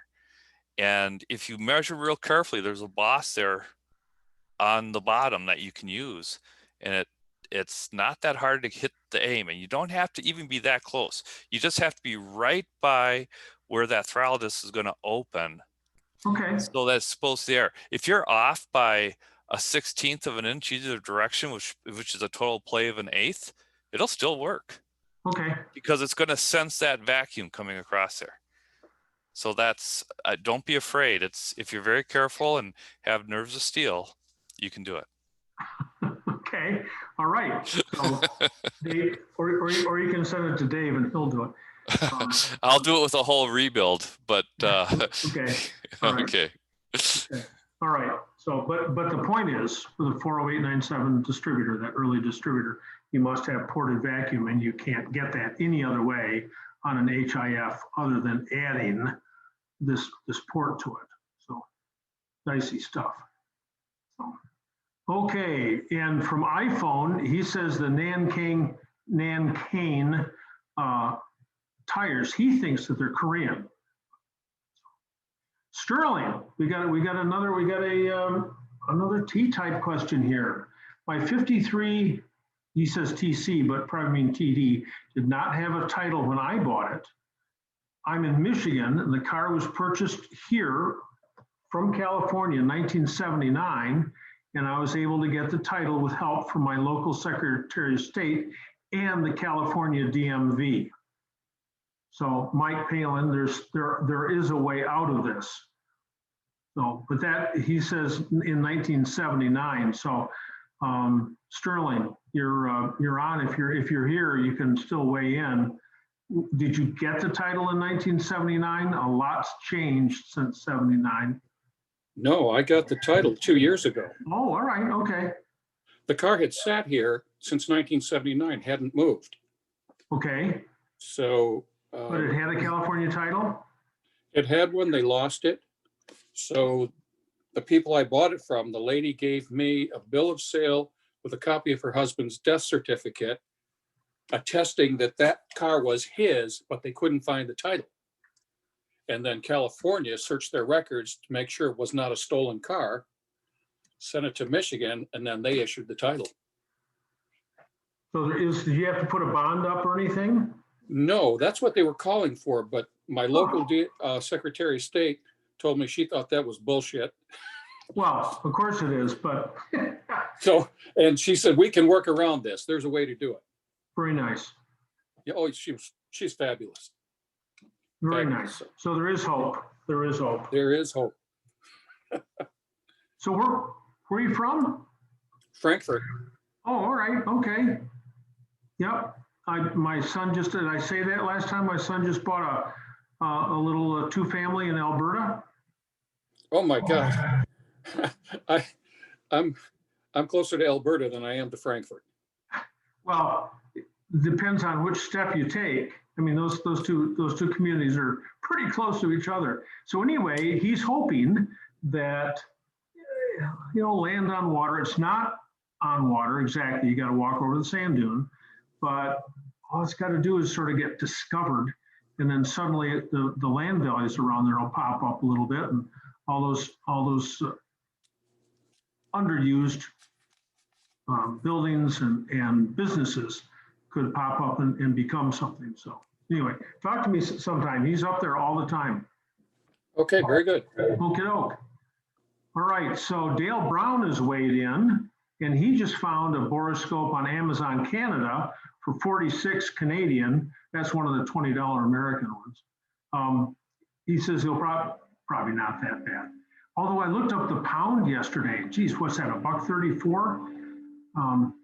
Anyway, the borescope is available from Amazon in Canada too. Rodolfo Cortez from Monterrey, Mexico. How are you? Hey, great, great. So you're working on, what year is your car? I can't remember. What? It's a 65. Registered as 66, but it's a 65. Okay, so it should have, I can see that picture behind me. That's your car, right? Yes. Okay, so you should have number 5 needles in there because you got a Smith's PCV valve. Okay. I see that, a number 5. And if you send me an email, then I will send you a needle chart. Although you can go online. There's a whole bunch of places. Barney, do you have a number 5? Do you have a needle chart on your website, Barney? Well, I've got a link to one online someplace. Okay. Linked on my website, but I don't have it handy right now. Okay. I have found, but only some pages or some parts of it. And well, I just was trying to an easier way to get it. Send me an email and I'll send you the needle information back. Oh, thank you so much. And the diameter of the needle is measured every 1/16 of an inch. So every 2 millimeters, they take a measurement. So, but if the needles are already stamped number 5, which is up on the shoulder, the needle's that long, and then at the very top of the needle, there's an 1/8 inch barrel that's part of the needle that's held in place with a grub screw. That's 125 thousandths because that's an 1/8 inch. But somewhere on that cylinder, it's stamped and it says 5 or 6 or AN. Unless you've got a Beck Arnley needle that's got a 3-digit number on it, but I can convert that for you. So if you want to know what kind of needles are in your car, all you need to do is remove one from the piston and look at it. Sometimes the needle doesn't want to come out of the piston. Okay. So if you grab it with a pair of pliers, no problem. You can twist it out. It'll come out. But you wreck the needle. Oops. I don't want to do that. So what I do usually is take a couple pieces of cardboard and fold them over and put them in a vise and grab just the very bottom of the needle very tightly in the vise and take a hammer, a little tiny hammer, and tunk, and knock the air piston off the needle if the needle doesn't come out. When you put the needle back in the piston and spin the piston, the needle should be absolutely straight. It shouldn't wiggle. If it wiggles, it's bent. You don't want a bent needle. You can bend them back. You have to be really careful. Okay. Email, and that's it's on my website, Rodolfo, but it's johntwist@universitymotorsltd.com. Perfect. Thank you so much. Okay. What's your weather today? Oh, we were at the afternoon at 80 degrees. Was it about, what are you sitting about 28 or something down there? We're in 28 Celsius? Yep, 28, 29 almost. Yesterday it was almost 31. That's almost 87 or something like that. Yeah. Okay. All right. So remember, for a good winter, come to Mexico. Thank you. The guy who is our editor for our local MG club, the West Michigan Old Speckled Hen MG Car Club, Steve Zach, he spends more than just the winter in Mexico. Loves it there.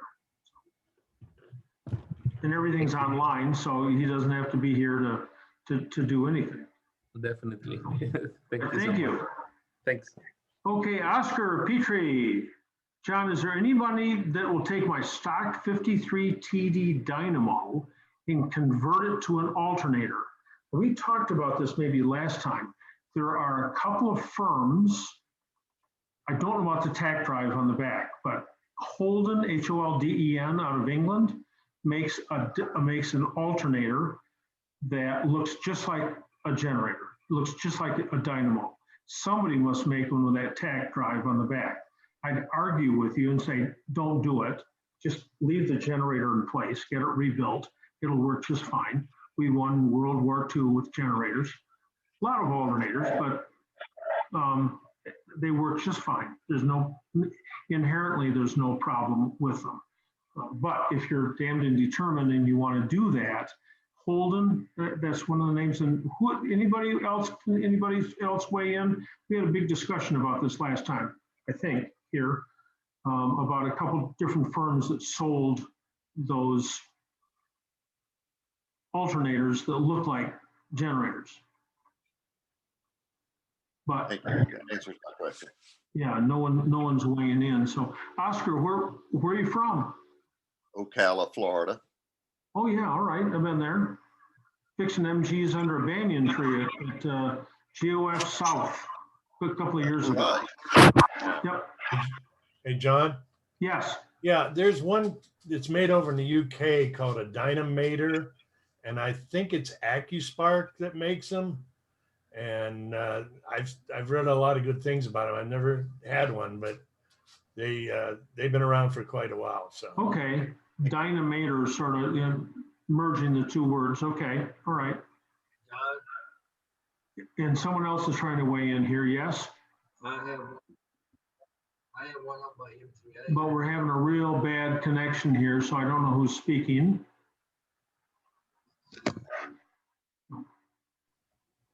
Gil Dupree, are you on there? Yeah. I have one in my MGA, and they make one Dynamotor from AccuSpark, makes one with a tack fitting on the back. Okay. So you can buy them direct from AccuSpark. They're $159. No.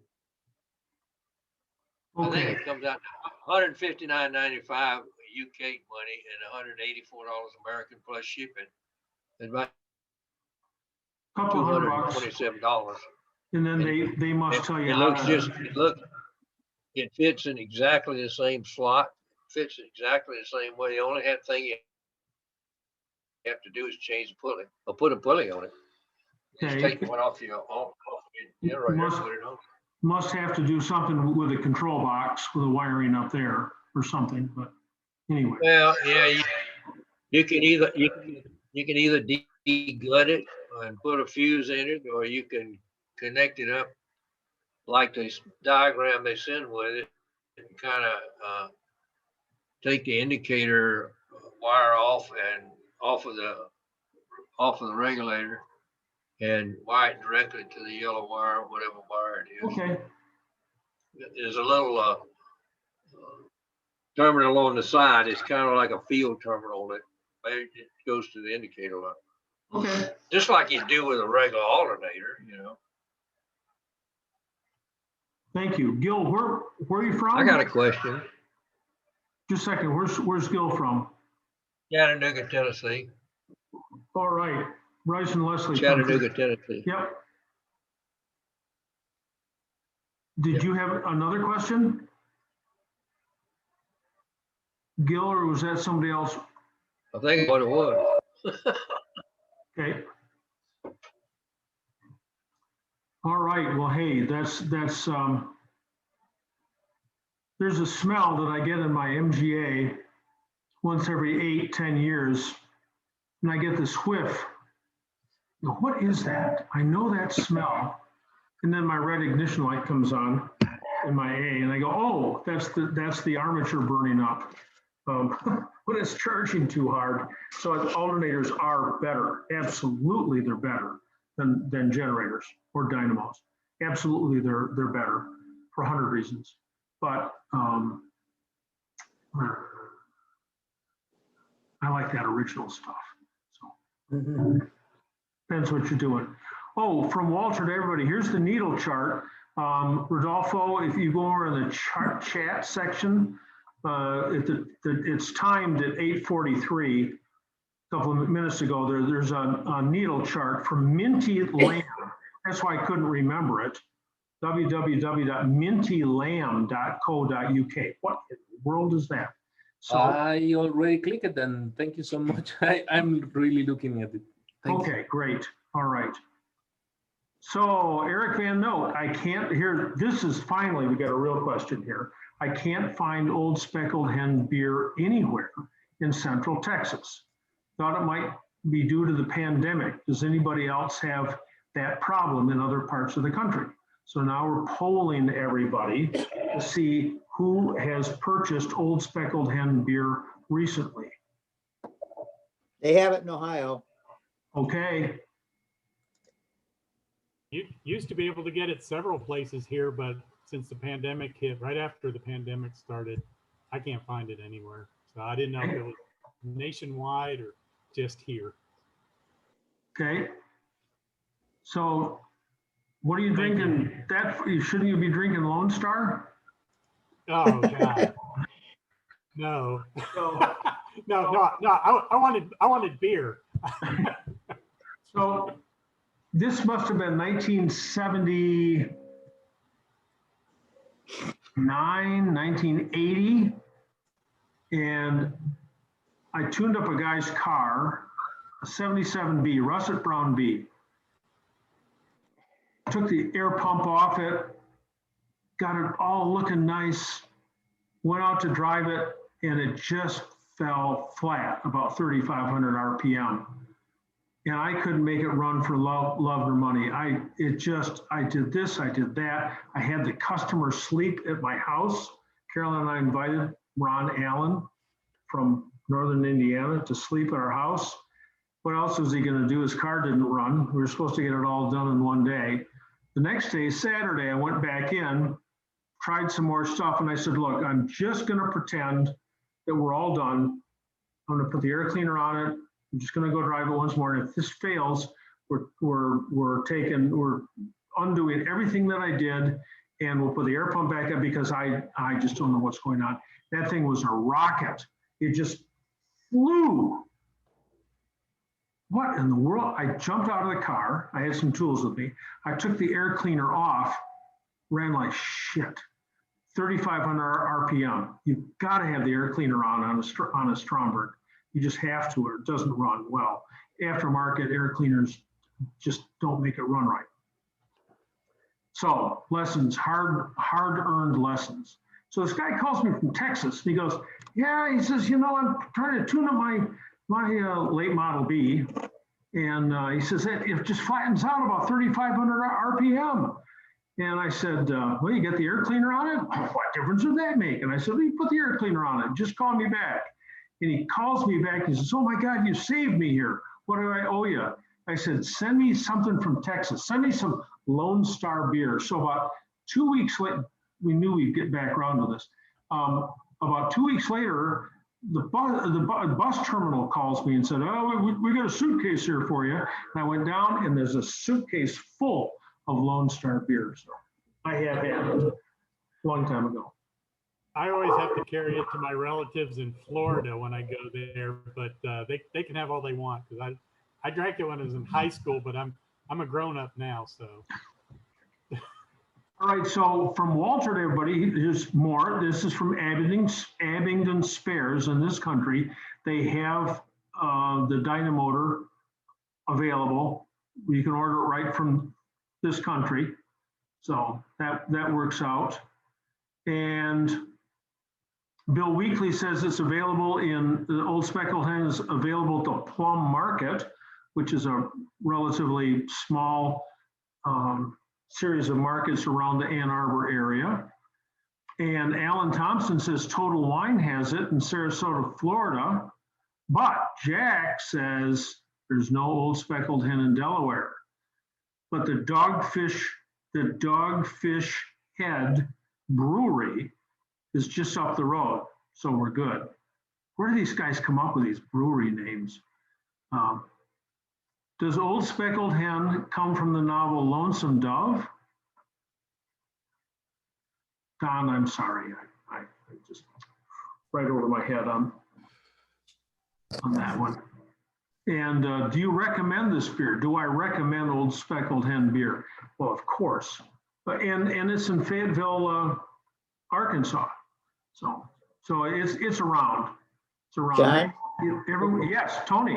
Thank you. Yeah, if for your old people, if you don't have a smartphone, you can buy what's called an inspection camera. Janet bought this for me for Christmas last year, a year ago, and it basically just it's the same thing. It's a borescope, but you have a camera with you, so you don't have to have a smartphone. So I'm still using a flip phone. I'm not ready to move up yet. Okay, all right. Yeah, so but it works real nice. Hey, John, just by coincidence, I happen to be drinking a beer with an Old Speckled Hen glass. Well, that's yeah, but it's like putting Pepsi in a Coke bottle, right?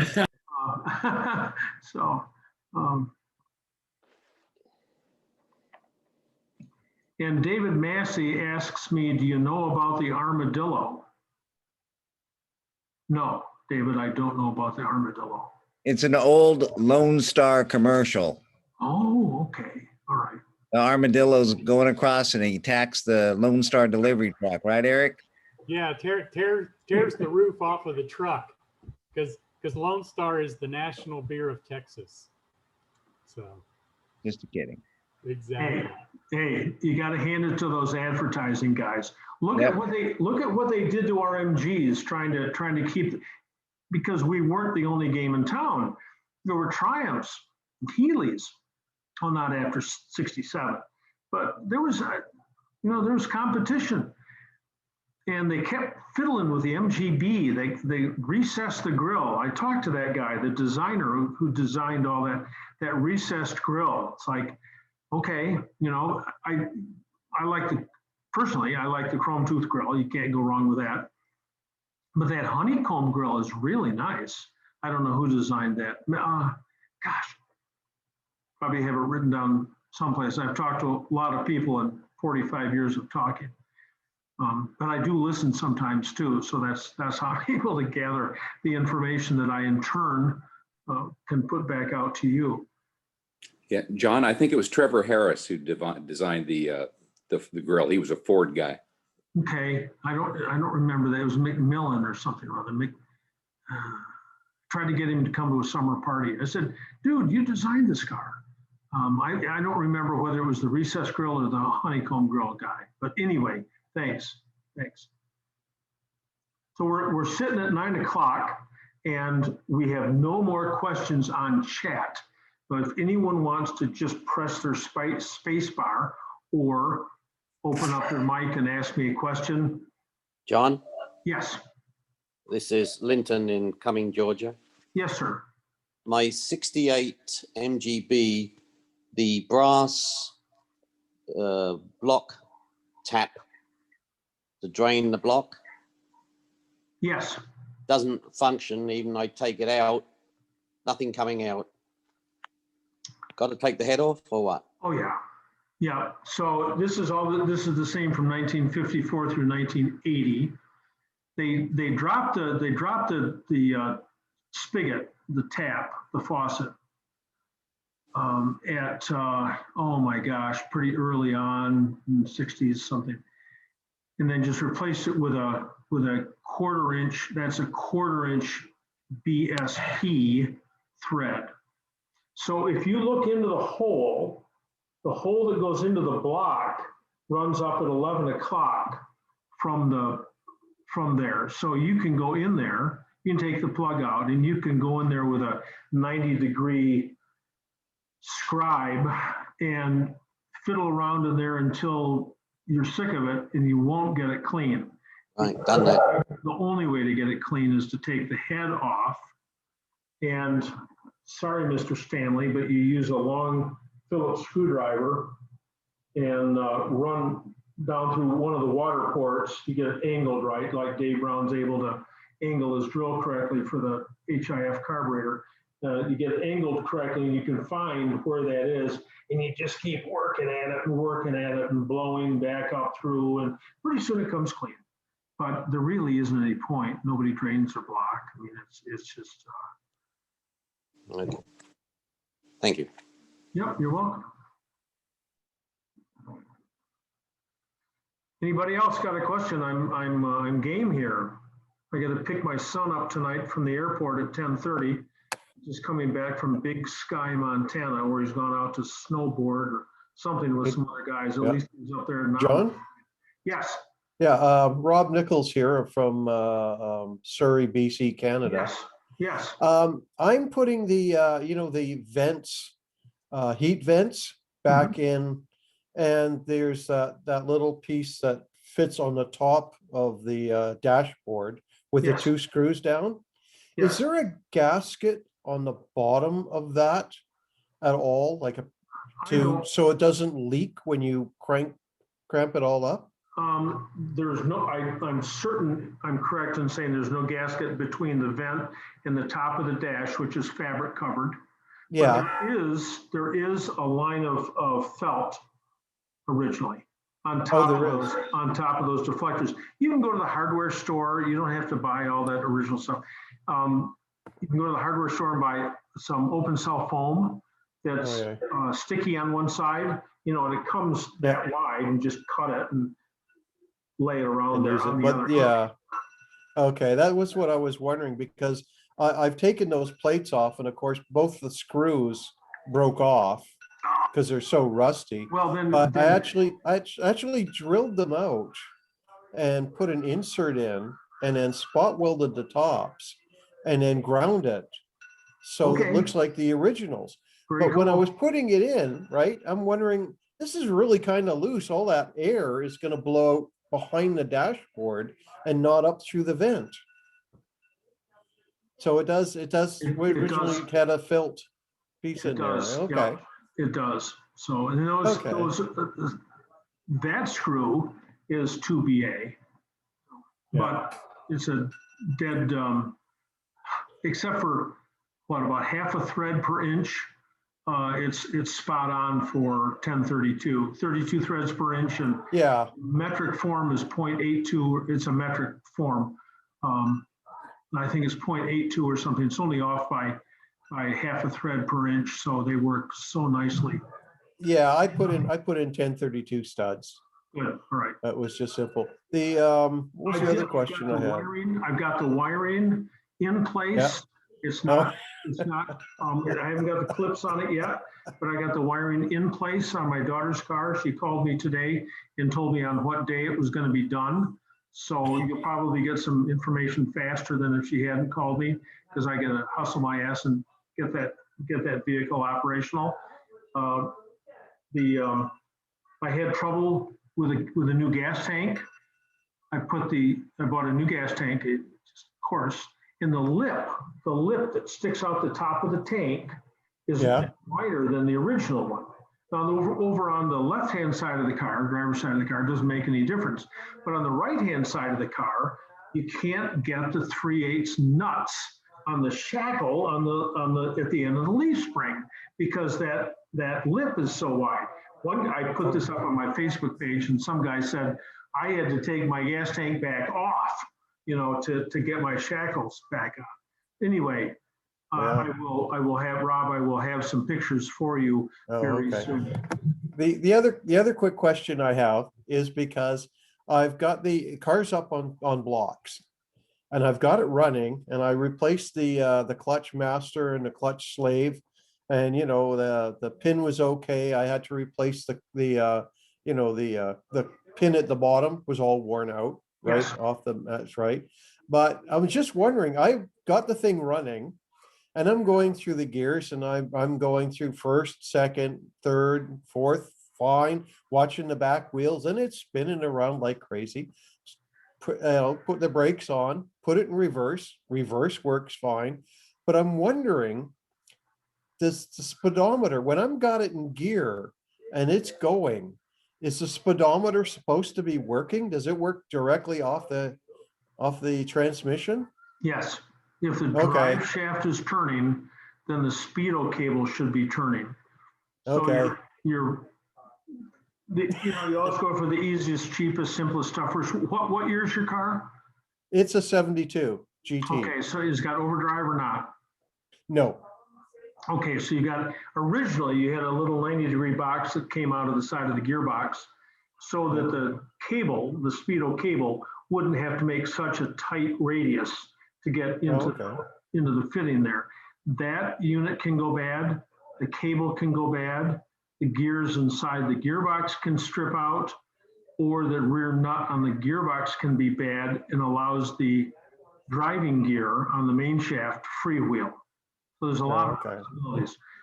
What you want to find out is going underneath there and turning, well, it's easier than going up behind the dash. Up behind the dash is just a horror. Get the cable off that 90-degree box, put your drill on it, run the drill in reverse and have somebody look at the speedo. And most drills, battery operated drills, the speedo ought to be reading around 30 miles an hour. Okay. Don't run it reverse.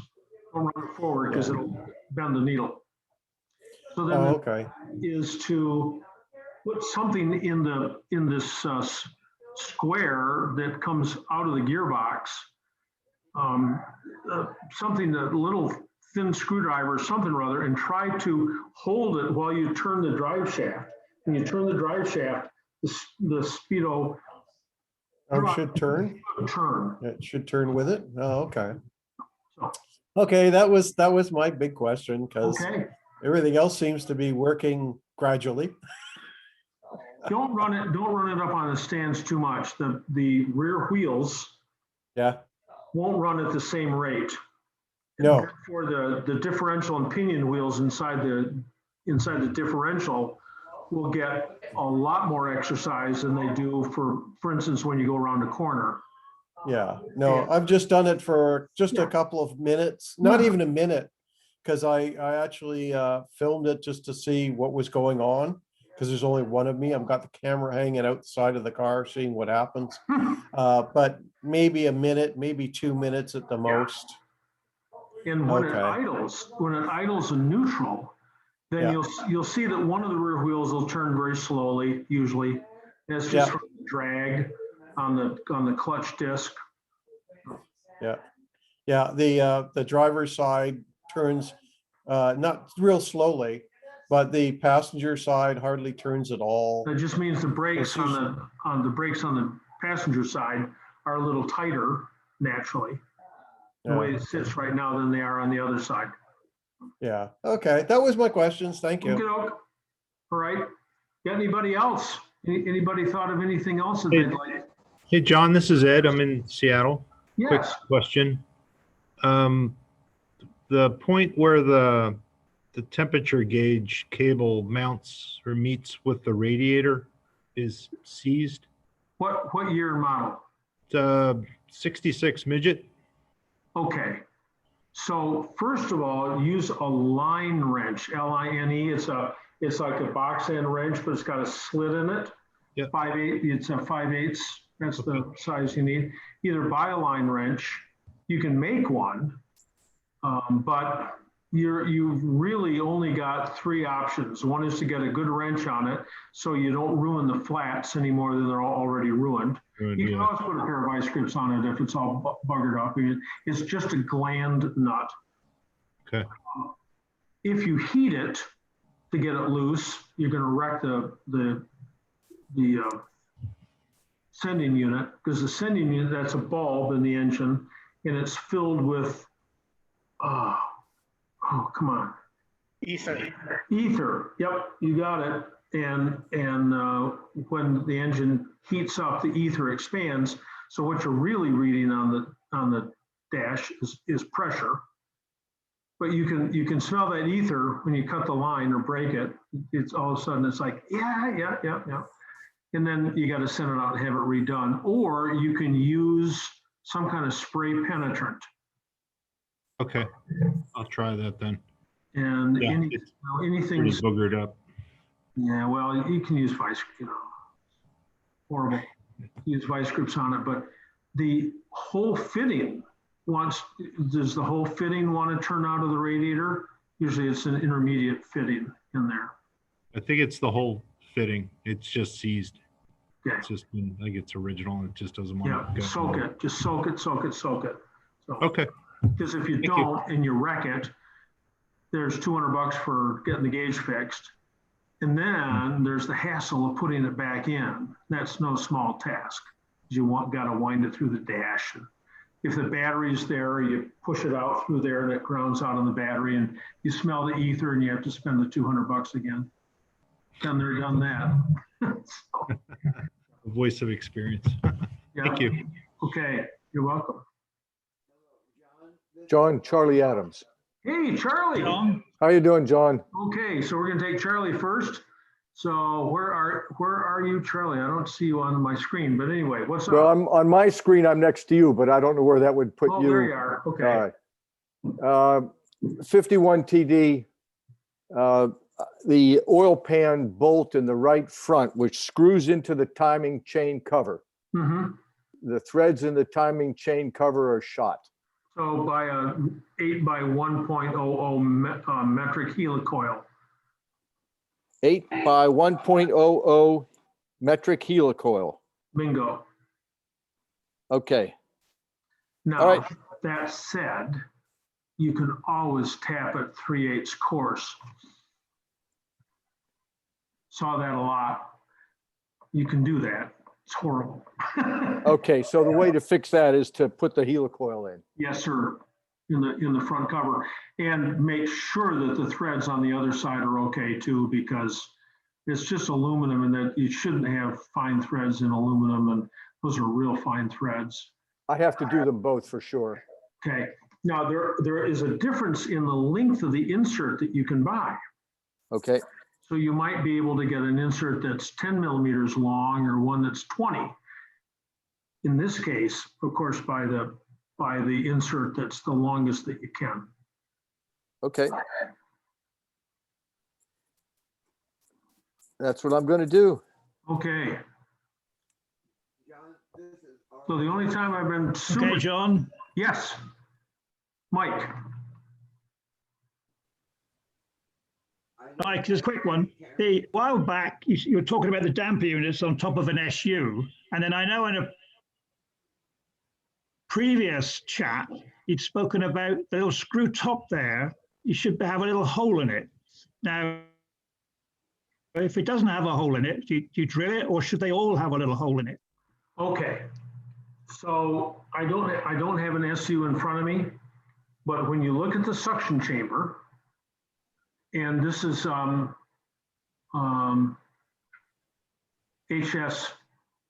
or HS4s, there's a little boss on the top.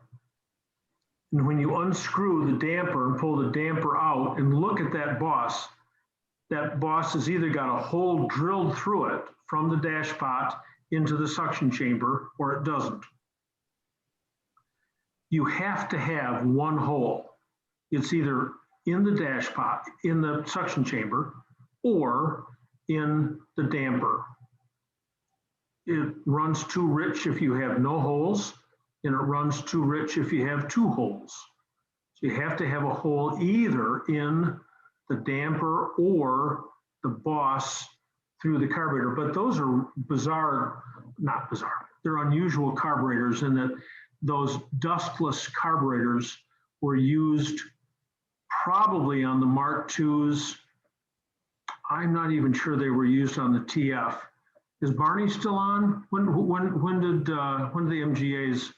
I don't know if Barney's still on here or not. I don't know when the Still here. Yeah, when did they go from the dustless carburetors to the vented caps on the MGAs? Between 15 and 16, or was it within 1500s?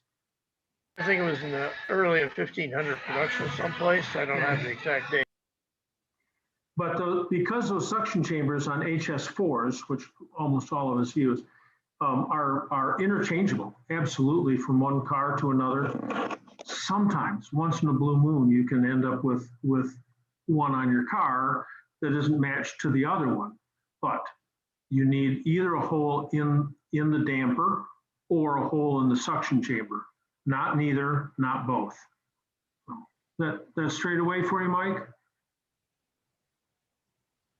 Yeah, that's okay. Good. Sound great. And Brian Well, Rodolfo, he says, oh, wow, first time I hear from Namgaber. Are there really some Mexicans like me registered within Namgaber? You know, when we started that up, we made it the North American MGB register. And we wanted to incorporate all three of the major countries in North America. And that would be, we didn't include France, which has islands off the coast of Canada, but we included Canada and the United States and Mexico. And even at that time, people said, who's ever going to join for Mexico? But here you are, so. Well, I feel really lonely nowadays because I haven't found many MG owners. Mostly they are from Mexico City and pretty far from me. So I'm still trying to get in contact with somebody in Monterrey. But let's hope we can make a club at least. There are a lot of, you know, I mean, social media, there's a lot of places where you can advertise for a companionship. Yeah.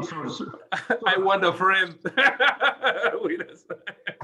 So I bet there's somebody else outside of Mexico City. We had a guy come to our technical seminar one time from Mexico City. This is 30 years ago. And he said that the record keeping in Mexico was so centralized and so incredible that if you change the engine in your car, you had to fill out a form and it went to Mexico City and it got filed. It's like you got to pay the people to file this stuff. So it's a, I know all the Spanish governments are always really centralized, a lot of central power and a lot of record keeping. So anytime you change a gearbox or differential, but the upside of it is you can do some M genealogy on your car, maybe see who, not yours, because you said you got yours from Texas. Yeah. As back in time I can get, it was on Broadheadsville, Pennsylvania, that car. So you were going to send me an email for that needle chart, which you've already found, so you don't need it. But send me an email anyway with your VIN. And let me just look it up. I've got thousands and thousands of VINs on file. Okay, thank you. Thank you. I really appreciate it. Anybody else can do that too. They're all 3x5 file cards that my late wife, Caroline, she just had this thing about collecting VINs, and they're all numerically sequenced in an old library file 3x5 9 drawer cabinet. A lot of them in there, all the way from T-types through Bs, but no Sprites, no Morrises, no anything else, just MGs. Okay, thank you. Yes, I will write you an email tomorrow. Thank you. Hello, does this computer work? Well, the audio does. Okay, we're going to unmute him just for a minute. Let's see. And Joseph Vin says, to Rodolfo, you can always check MG experience and just put a note out there. Anybody else from Northern Mexico? And Dave, yeah, I've been part of MG experience portal from a while, almost 2 years. There is a post of my rebuilding of the car, restoring of the car. Okay. Do they have a side of MG experience that you can correspond in Spanish? Nope. Everything is in English, but and also I haven't found any other Mexican in those 2 years, so that's why I feel pretty lonely down here. Hey, well, you got us. You got us. Yeah, my second session with you guys, so thanks a lot for being there. No, you're welcome. Nice looking car. Does anybody else have a question that you want to ask? It's 9:18, we're winding down. John, I got a question. Yeah, Walker. How much, what should be the PSI should I put in my tires on my TF? Like, should I fill it to 32 like a regular day car? Should it be more? Should it be less? Yep. Yep, 30 in the front, 32 in the back. Now, some people say, oh my God, no way, it's gotta be 24, 26, or something. So I tell people, fill it up like you would an American car, 30 in the front, 32 in the back, and go out and drive it, and then change the tire pressure a lot. Take 5 pounds out of each tire, and then go out and drive it. Do you like it better? Does it handle better for you? No, just do it like that. So, but we always at the shop, always did them 30 in the front, 32 in the back, all of them, radials, bias ply, just always. All right, thank you, sir. You're welcome. Hey, John. No. Bill Weed of formerly Allegan, but I guess Lansing now. Real quick story that you might find funny. My dad had mentioned that I called into a few of these, and he still talks about the time that he came to a summer party and brought his car, and was so interested if he learned that he won something, that he had to call you in the middle of something. I remember that. Yeah, and he still talks about it to these days. And that was a really early summer party. That was before cell phones. Somehow, I don't remember where he called me. He called me, he says, someone told me I won something. It's like, yeah, dude, you did, so we probably put it in the mail to him, a ribbon or a plaque or something. So I own that. Obviously, you've seen that car before when I brought it in, but I own it now, and the plaques are still all inside the glove box, which is really cool. Russet brown, is yours russet brown? It's the darker green. I forget the name. All right, okay, all right. But that's a 77 though, isn't it, around there? Yeah, 78. Yep. 78.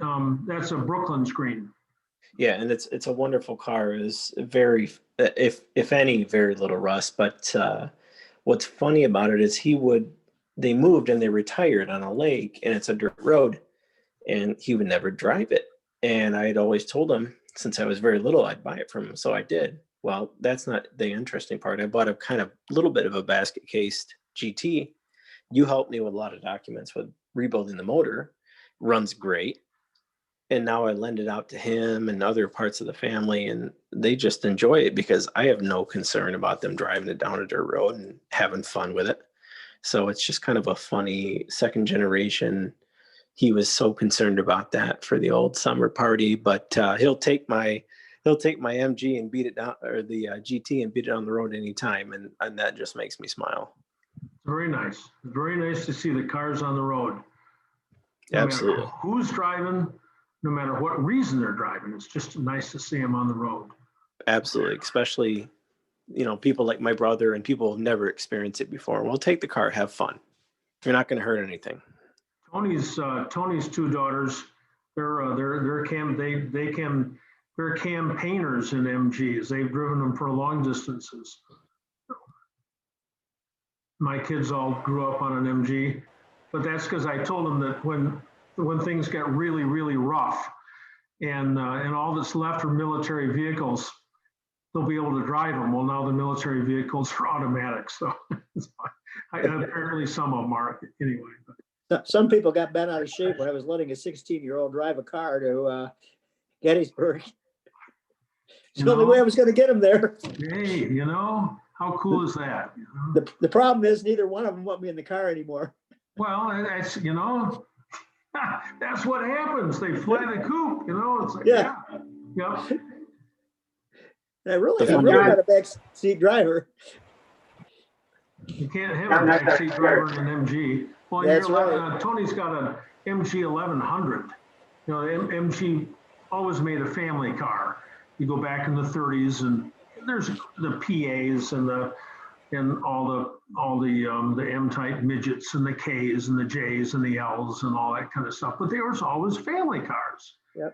Big ones, often SAs, WAs, VAs, and they continued that through the Y types and then through the Z types.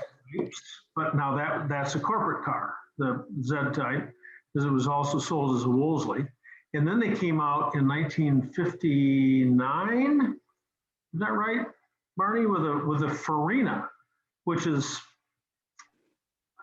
somebody, it probably would have looked cool in 1956, but by 59 it was already dated. And Yeah, the Farina looks like a Rambler. Yeah. yeah, and that thing was badged up as everything. Then they went to the front wheel drive cars, Alec Isagonis, the minis. They came out with the mini first. That was pretty early, 57 something.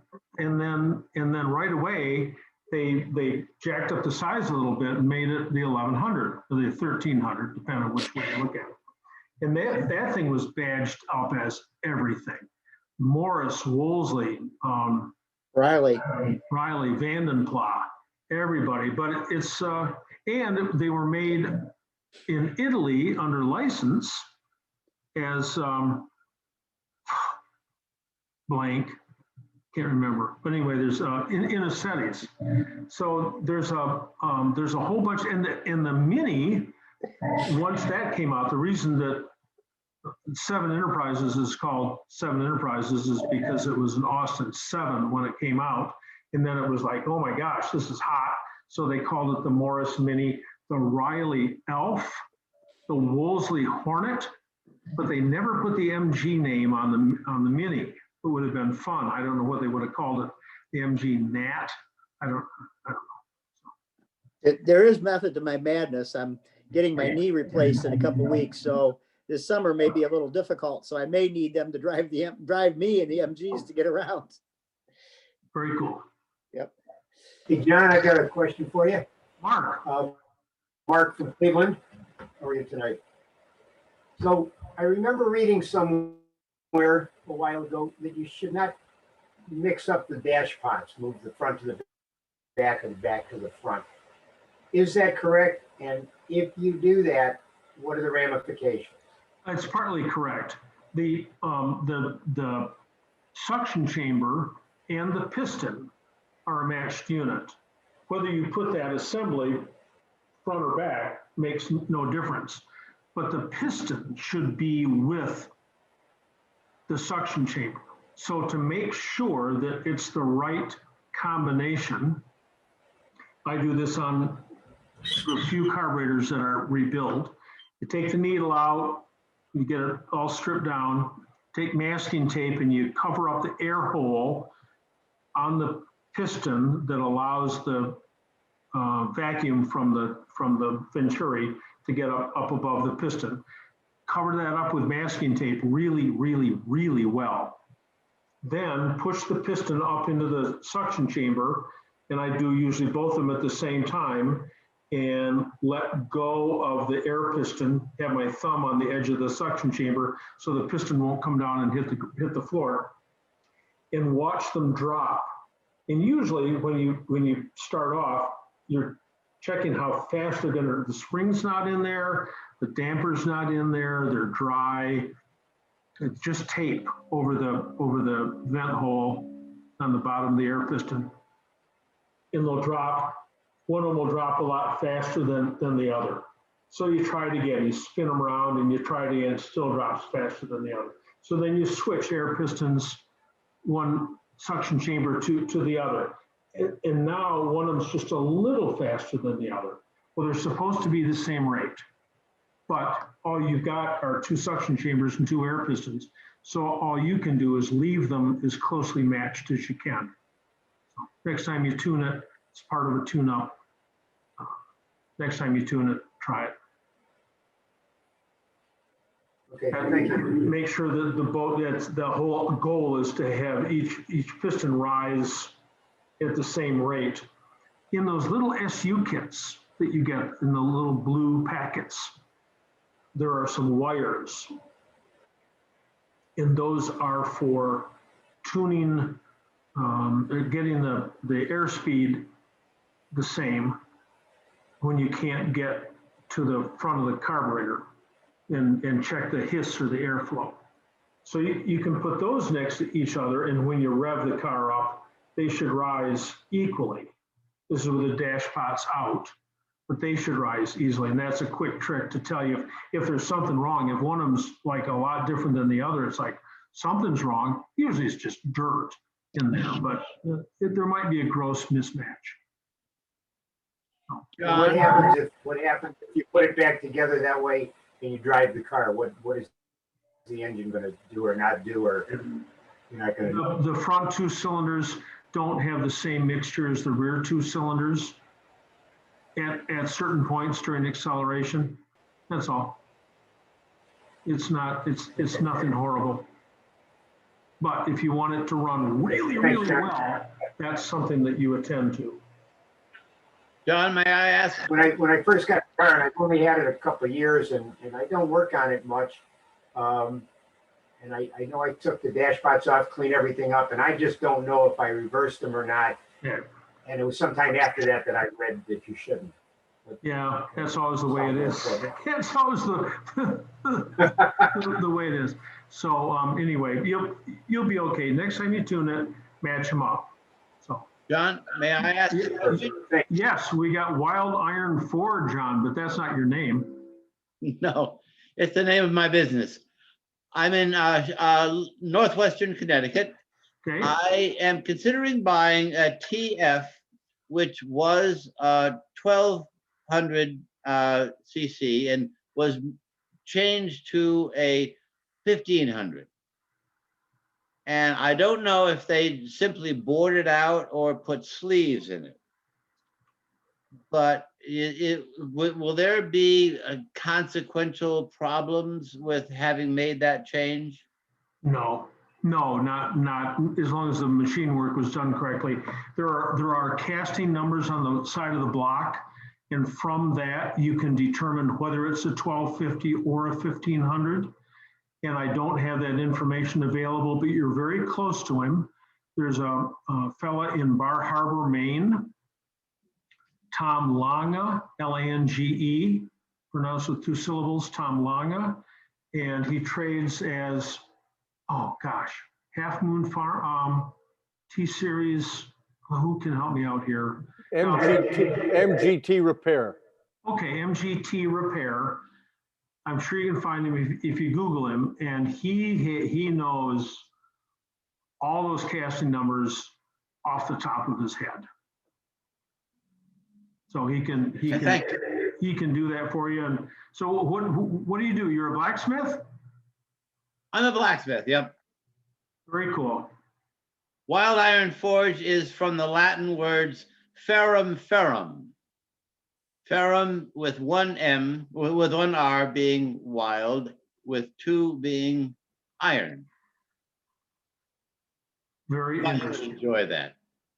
Very interesting. So we've had our Latin tonight, although somebody's already used the word etc., but that hardly counts.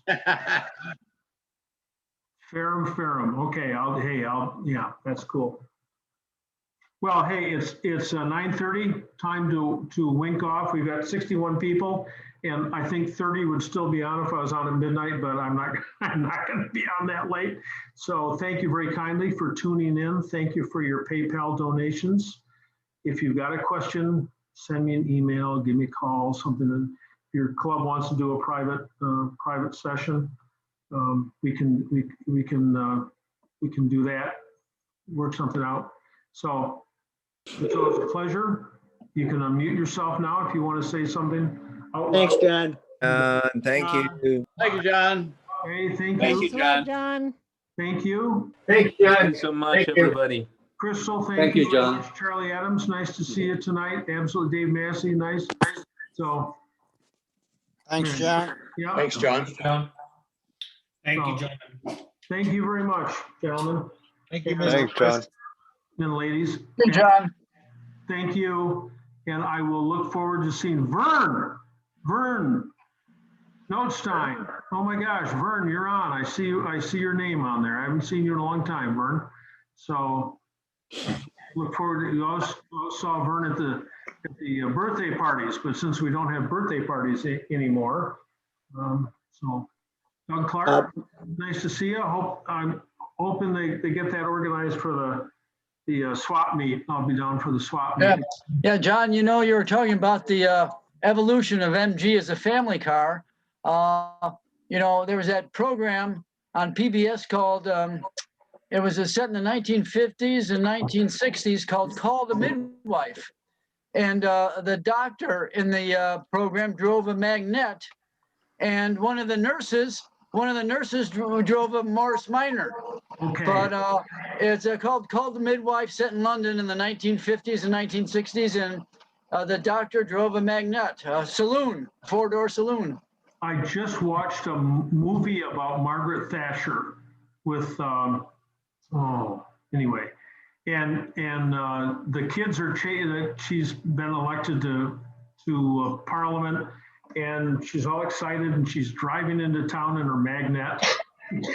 And then she's, I don't know if she's in the government, if she's a minister, something or other, and she's down in the car park, and she got the red ass about something or other, and she throws something into her Harvest Gold MGB GT. So yeah, it's fun to see our cars on the screen. Well, thanks a lot, John. See you next time. In 2 weeks, right? 2 weeks from tonight? Yes, yep, unless it's Valentine's. No, that's this coming weekend. Don't forget Valentine's Day. Don't ever forget Valentine's Day. There's someone who's expecting you to remember it. Maya still wants to know when you're going to have a summer party. She said she'll help you again. You know, I sold all the steaks. I sold all the chains. So if we ever had something again, it wouldn't be at the park all lined up quite like it was. And I go on the NAMGBR Facebook page, and Jeremy Holdsworth has got all those videos up. Oh my gosh, those were the days. Let me tell you, there's only 31 people left, but those were the days of our summer parties. Our first summer party, we had 12 cars. And the biggest summer party that we had 3 different times had 550 MGs on the field. It dwarfed anything else in this country. Yep. Except for the big meet at Indianapolis in 1996. My wife burned out having them in 1999, but then we convinced her to help out, and we've had a couple since. So I don't know how many, I don't even know how many we had. We had people come in. We always had a featured speaker out of town. The guy from out of town is always the expert. Here, I'm the expert because I'm from out of town, but at the summer parties, we had Ron Gammons and who's the V8 guy? Costello. Yeah, Costello, dirty old man. All he told was dirty jokes when he stood up to talk. So there's just, oh my gosh, there's so many people that we had. Ken Smith, of course, and the little thin guy, the midget, had the midget center, Sprite Midget Center in England. I asked him, the meet was about over, and I was pretty proud of what we'd done and everything, and why can't I think of his name? And I said, well, what'd you think? I mean, what's your takeaway here, dude? He goes, mate, I've never had my name on a T-shirt before. I can't. So yeah, just lots of good stuff. Lots of good stuff. People from all over, tours of the city, going out and racing at the Grattan racetrack. Gingerman? No, Grattan. Grattan? Up north. Grattan. I had a guy come up to me. I think he was leaving. Maybe he called me a couple days after the summer event or something. And he said, oh, dude, he said, I just got to tell you, that's the most fun I've ever had in my whole life. I said, you're married? He goes, yeah. So, come on. Come on. So it's, anyway, those were great parties. A lot of good takeaways from those. Those were the days. Well, thanks for the memories. Say, Tony Shoviak. Yes. You have a cell phone, a flip phone. I've got two of them, mate. And I have the instruction manuals too, man. So we'll have to talk to each other sometime. High tech. Once we get in the 21st century. Well, my wife and 2 daughters said they wouldn't let me have a smartphone because I'd be bugging them figuring out how to use it. So my flip phone is fine. Yeah. And my iPad. Yeah. My daughter who just moved to Los Angeles, she said, oh, Dad, she said, you can get a converter now. And she said, I bought a Princess phone. I said, okay, that's cool. handset with a dial in the middle of it. And she shows me, I'm on Facebook or FaceTime with her or something or other. And I look at this phone, I said, that's not a princess phone. That's a phone for a princess. So Yeah. that looks like it'd be in a high-end hotel where people didn't have to use the phone much. So, anyway, hey. See you in a thank couple you. of weeks. Thank you. I gotta go. Thanks, John. Say bye-bye. Thanks, John. Thank you very much, everybody. It's been a real pleasure. See ya. Bye-bye. Bye. Bye. Gracias.